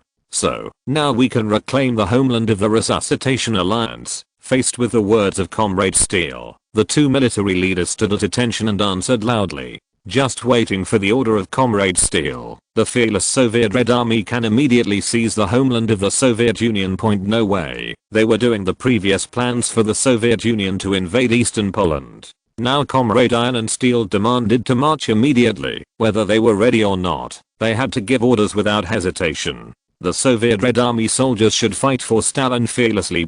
Yeah, it looks like you're all confident. That's fine. Stalin was satisfied with their answers, and he continued. Then now I announce that the operation to recapture the homeland can begin. We must let others know that the strength of the Soviet Union cannot be humiliated, and don't let the 2 countries compete with Germany and Romania. Yes, Comrade Steele. Faced with the order of Comrade Steele, the 2 naturally would not object. Of course, the 2 of them heard Comrade Steele's words very clearly, and they also knew that the last sentence was the key point. It can't be worse than the 2 countries of DLUO. Then they need to discuss it after they go back. The big deal is to gather tanks and vehicles and give priority to transporting a unit directly to Brest.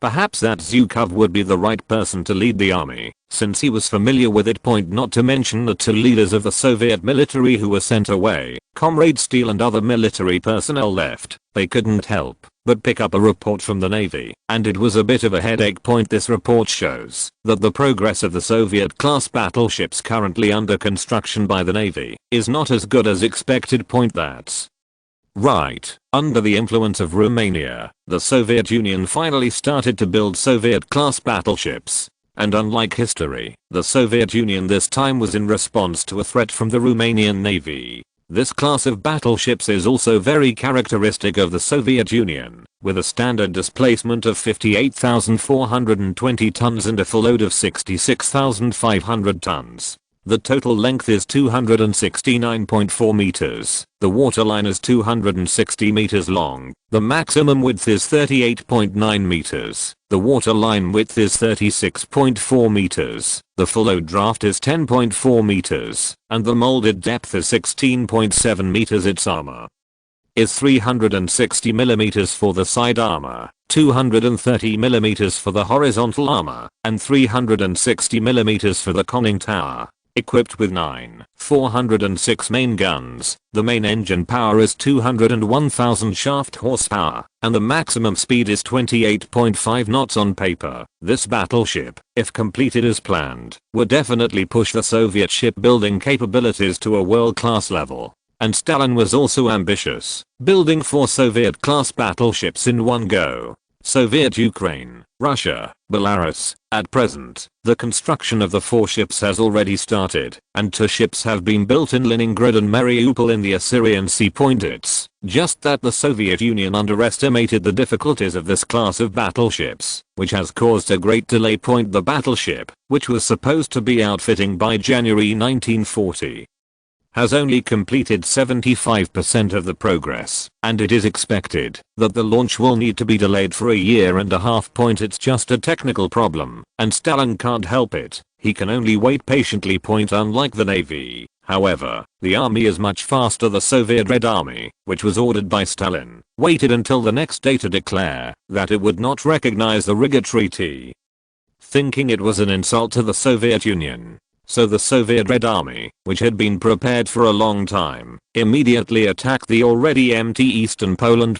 Now there is a situation where the 3 companies are attacking Poland together, but the result that Britain and France hoped to see the 3 fighting in Poland did not appear. A photo knocked the British and French wishful thinking to the ground. In the photo, the 3 generals were chatting cordially with smiles on their faces. They are General Guderian from Germany, General Hoffmann from Romania, and Generals Zhukov from the Soviet Union. This photo is also the only one of the 3 famous generals in the same frame. High-speed text hand typing. Romanian Eagles chapter list. Chapter 699 Naval Assault Plan. The Polish campaign also ended with a spread of this famous photo. While sporadic fighting is still ongoing, large-scale organized resistance has ended. Among them, the Polish government is the most funny. Immediately after Hoffmann and his army took Brest by surprise, the Polish government wanted to keep fleeing. It's just that, when they learned that the Soviet Union was also marching into Poland, they scrambled to surrender to Hoffmann, and at the same time, proposed that they should not be handed over to either side of the Soviet Union. And Hoffmann agreed to their request without caring at the time.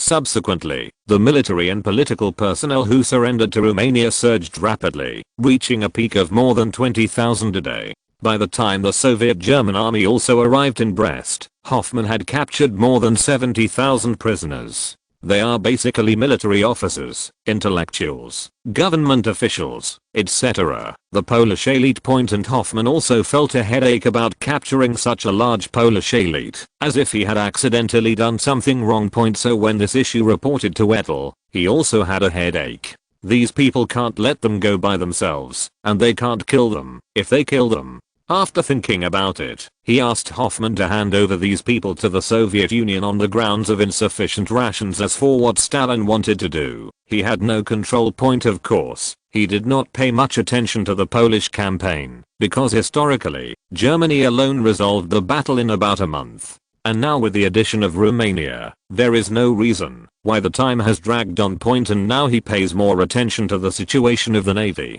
because the Romanian army has proven through repeated battles that it is also a strong player in Europe and should be respected by everyone. In terms of the navy, although the Romanian navy has surpassed Italy and ranked 3rd in Europe, the Romanian navy has not conducted modern naval warfare at all before. If the bombing of Bulgarian ports in World War I counts, that's one more time. And now the Romanian navy needs to face the British and French navy. Its centuries-old reputation is no joke. Although the Romanian navy has also trained hard and communicated with the navies of other countries, it is not destined to represent actual combat. The British and French navies have much richer experience. If nothing else, the First World War alone has brought them a lot of benefits. Edel was also worried about this and had to look for precedents in history. Not to mention, Edel also found a good example from it, that is, the Japanese Navy point. Although Romania and Japan did not have many exchanges, after Edel withdrew from the Far East Advisory Group,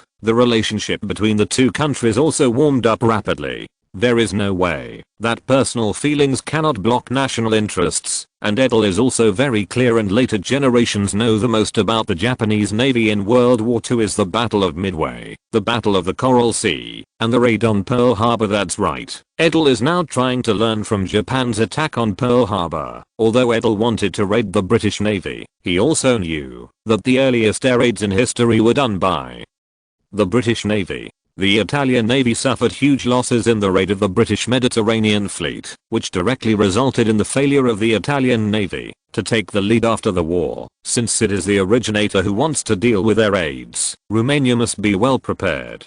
To this end, in addition to needing intelligence support, Edel also needs to find ways to do it. I remember that before the Japanese raid on Pearl Harbor, they had done special training to simulate its venue. And this is what Edel naturally has to do to perfection. He has completely simulated an air raid zone in Burgos Bay to simulate an air raid on Alexander, and imitating the air defense of Alexandria here, providing carrier-based aircraft pilots with a more realistic battlefield situation, and increasing their success rate. Of course, under Edel's suggestion, the Navy is not the only one. If you want to use the airstrike of aircraft carrier-based aircraft, then the most important point is not to be discovered by the enemy. At this point, the Navy and intelligence departments need to think more.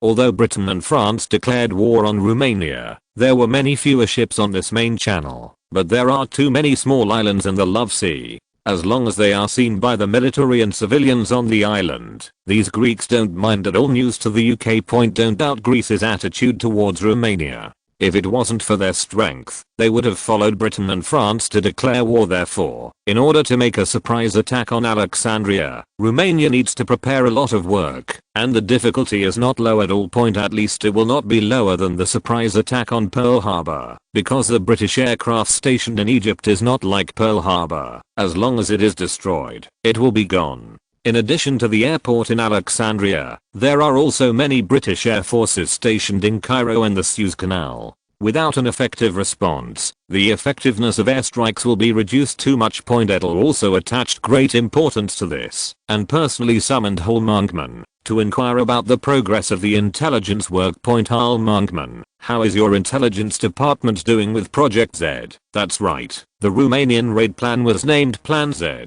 where Edel could swear to God that it was definitely the Navy who came up with it. When he saw the Navy handing over the code name of the plan, he was stunned. Of course, Romania's Z plan is much smaller than Japan's. Romania takes the underpants as it, and it can't make up the Liao's aircraft carrier. You can only bring the only 3 large aircraft carriers in the family. There are also 2 escort aircraft carriers transformed with fast cruise ships, more than 30,000 tons, with a maximum of 47 fighter jets, and only fighter jets. Then there are 5 battleships, 3 heavy cruisers, 6 light cruisers, more than 20 destroyers and submarines. It can be said that the Romanian Navy has been brought along. It can also be said that in order to ensure the success rate of airstrikes, everything was bet. So in the face of Edel's inquiry, Hal Monkman naturally did not dare to be careless. Your Majesty, our country currently has a sound intelligence network in Egypt, and the focus is also on Cairo, Alexandria and the Suez Canal.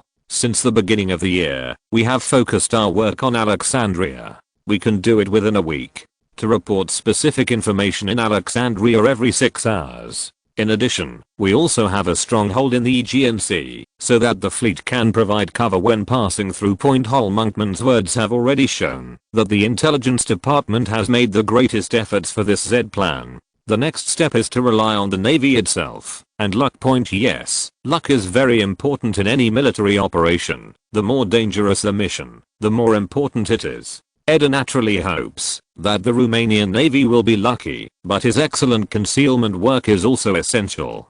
Because no one knows whether the goddess of luck will favor you, but if you do your job well, you can also improve the success rate of the action. After Hal Monkman reported the work of the intelligence department, Edel could only wait for the fleet to attack smoothly. He looked at the time, and now there are less than 3 hours left before the attack, and because the target is too large, it is inconvenient to appear in Thessaloniki. And Edel can only hope that this action can help Romania change the situation in the Mediterranean. High speed text hand typing. Romanian Eagles chapter list. Chapter 700. The Aegean Sea Racing. Part 1. Martial law is now in full swing in the port of Thessaloniki as Edel prays for the fleet that is about to strike. Military and police are under martial law in the port area, and in the areas where details of the port can be seen at various heights of the city. In the port, due to the influence of the declaration of war with Britain and France and the blockade, no merchant ships can be seen in the port, and now only the mighty and majestic warships are left in the port. This also makes Thessaloniki port a veritable military port. And now all the new Romanian warships are assembled in the port of Thessaloniki. From the earliest Mercia-class battleships to the last Kermis, the 5 majestic battleships lined up to fascinate everyone. But this time the pig's feet were not them, but the 3 Bormaku-class aircraft carriers beside them. This large fleet aircraft carrier, which can carry 91 carrier-based aircraft, is the protagonist this time, and now they are also parked aside. Of course, there is no shortage of heavy cruisers in Romania. Although it is not as good as other countries, Romania still has 7 ships, from the earliest Brabista class to the latest Halter class. And these 7 are also one that does not fall in the port. As for the large number of light cruisers and destroyers in the Romanian Navy, the port is also full. At the port, Admiral Lomatin, Minister of the Navy, and Admiral Nestacu, Commander of the fleet, were seeing off the soldiers who were going on the expedition. Thanks for your hard work. For Romania. Thanks for your hard work. For the honor of the Navy. Thanks for your hard work for the Kingdom. Lomatin and Nestacu shook hands with the captains of the ships one by one. When they came to the end of the team, it was Lieutenant Admiral Midrafil, the commander of the fleet, and Major General Fernandez, the chief of staff of the fleet. Needless to say, Lieutenant General Midrafil has always been trained as a successor.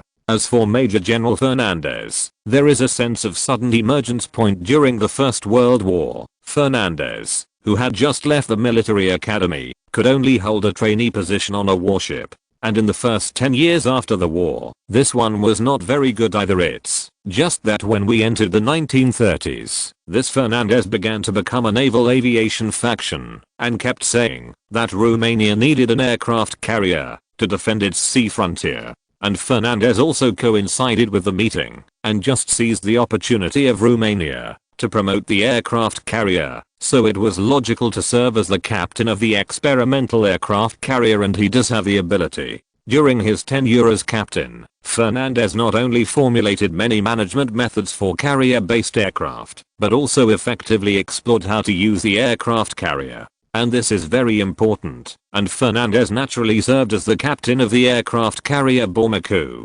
Enlisted, he further served as the commander of the aircraft carrier battle group. As for this operation, he was mainly in charge of the command, because he was the person who knew the operation of the aircraft carrier best, and he was also one of the main persons in charge of the plan formulated, responsible for the air attack plan of the aircraft carrier. So Admiral Lomatin walked in front of him, patted him on the shoulder and said, "In this expedition, the Romanian people are waiting for your good news, and I hope you can come back victorious." In the face of Lomatin, Fernandez will naturally not drop everyone's morale.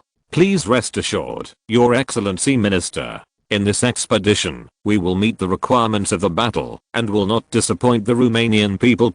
After talking with Fernandez, the two stood in front of Lieutenant General Midrafil, the commander this time. Unlike Fernandez, Lomatin only patted the tall lieutenant general on the shoulder. "Remember to take the fleet out in its entirety, and bring it back in its entirety." And Lieutenant General Midrafil nodded vigorously. "I will." Needless to say, because they knew Midrafil very well, the lieutenant general became more and more stable. With him as the fleet commander, at least one layer of insurance can be added to it.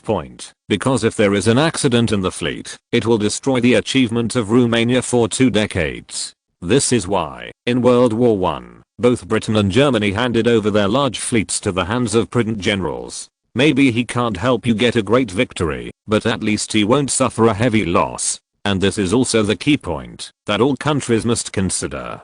It may take more than 10 years to build a fleet, but it can be completed in one afternoon when all the losses are lost. After seeing off, the two admirals gave a deep salute to the soldiers, who were about to go out. The neatly drawn wow return salute shows a well-trained naval officers and soldiers. Time is running out now, so I won't talk nonsense. Let's go. I'll watch you set sail from behind. After the ceremony, Lomadin looked at the captains in front of him and returned to their respective warships in the transportation boat. As for the two leading generals, they took a transport boat together and boarded the flagship battleship Kermis as the flagship of Romania. The Kermis has a full load of up to 52,800 tons. Is equipped with 9 406 mm 45 times main guns and has a maximum speed of 31.7 knots. It can be described as the leader among Romanian battleships. Of course, other battleships are not bad either, except for the 380mm main gun that was equipped with the first battleship Mercia. The remaining 4 battleships were all equipped with 406 caliber. Some people even joked that the Romanian battleships alone were enough to give the British Mediterranean fleet a headache. And after the two fleet commanders boarded the warship, Midrafil, the fleet commander, looked at the afterglow of the last sun in the sky and gave an order. Order all ships to leave the port in sequence according to the scheduled order, to go to sea. Following Midrafil's orders, the destroyers that served as the fleet's cordon left the port first, followed by light cruisers, then heavy cruisers, battleships, aircraft carriers, and then various support ships of the Navy. And these support ships will not follow them, because their task is to provide timely repairs for ships that may fail. And the maximum speed of only 189 knots is not qualified to follow. Even the 18th and 19th verses are not qualified. So how many verses are needed to follow? The exact answer must be no less than 28 verses. Such a high speed basically excludes all non-combat ships. That's right. The Romanian Navy's plan this time does not consider warships under 28 knots, because they are about to have a 12-hour and 28 knot speed racing, and all the warships that failed to complete the task within the stipulated time are not eligible for the next stage of the task. That's right. In order to cross the Aegean Sea unknowingly, without being discovered, the most probable way the Navy came up with was to race the car late at night, using the cover of the moonlight, to quickly pass through the 600-kilometer Aegean Sea at a speed of 28 knots. By dawn, the Romanian fleet had taken refuge in a secure location. For this mission, the Navy overhauled all the warships participating in the operation, especially the power system, which is the key to the inspection. And just replacing parts for these warships is enough for Romania to build another destroyer. And after all the ships had sailed out of the port, Midrafil immediately issued an order. Order the fleet to set the speed to 28 knots now. Turn on the lights at the same time. Pay attention to the distance, and do not collide. Following Midrafil's order, each ship immediately increased its speed, and the combined maintenance team of the wheel was even more concerned about their own situation, and did not dare to neglect. On the sea, the warship with the lights turned on, like a colorful palace in the sea, galloped all the way to the target. In fact, there are still 2 ships, which were also incorporated into the fleet, but due to their speed, they could only set off one step ahead. That is 2 escort carriers converted from high-speed cruise ships, the Bibek and the Jascu. The 2 aircraft carriers reached nearly 30,000 tons, but because they were converted from high-speed cruise ships, they could only carry 47 fighter jets, not long enough to take off torpedo planes and bombers. And because the speed can only reach 23 knots, the 2 ships were sent to sea ahead of schedule. The reason is that they intend to return to the Black Sea. Why did they try to incorporate these 2 escort aircraft carriers into it? This is also the reason why there are too few Romanian aircraft carriers. Although these 2 ships can only carry fighter jets, 2 more aircraft carriers are very helpful to the plan, so the Navy can only use camouflage to let the 2 ships set off in advance. Under the cover of the night, all the Romanian warships were racing in the Aegean Sea, and no one came out to take care of them. The Romanian sea attacked, and then the submarine carried the Frogman to control the civilian ship. And then all the way to the vicinity of Rhodes, high-speed text hand typing. Romanian Eagle's chapter list. End of this chapter. Thank you very much for reaching the end. Don't forget to like. Looking for more exclusive content and immediate access? Subscribe to our Patreon. Remember, every like, subscription, or donation encourages us to continue. Thanks to everyone. See you in the next video.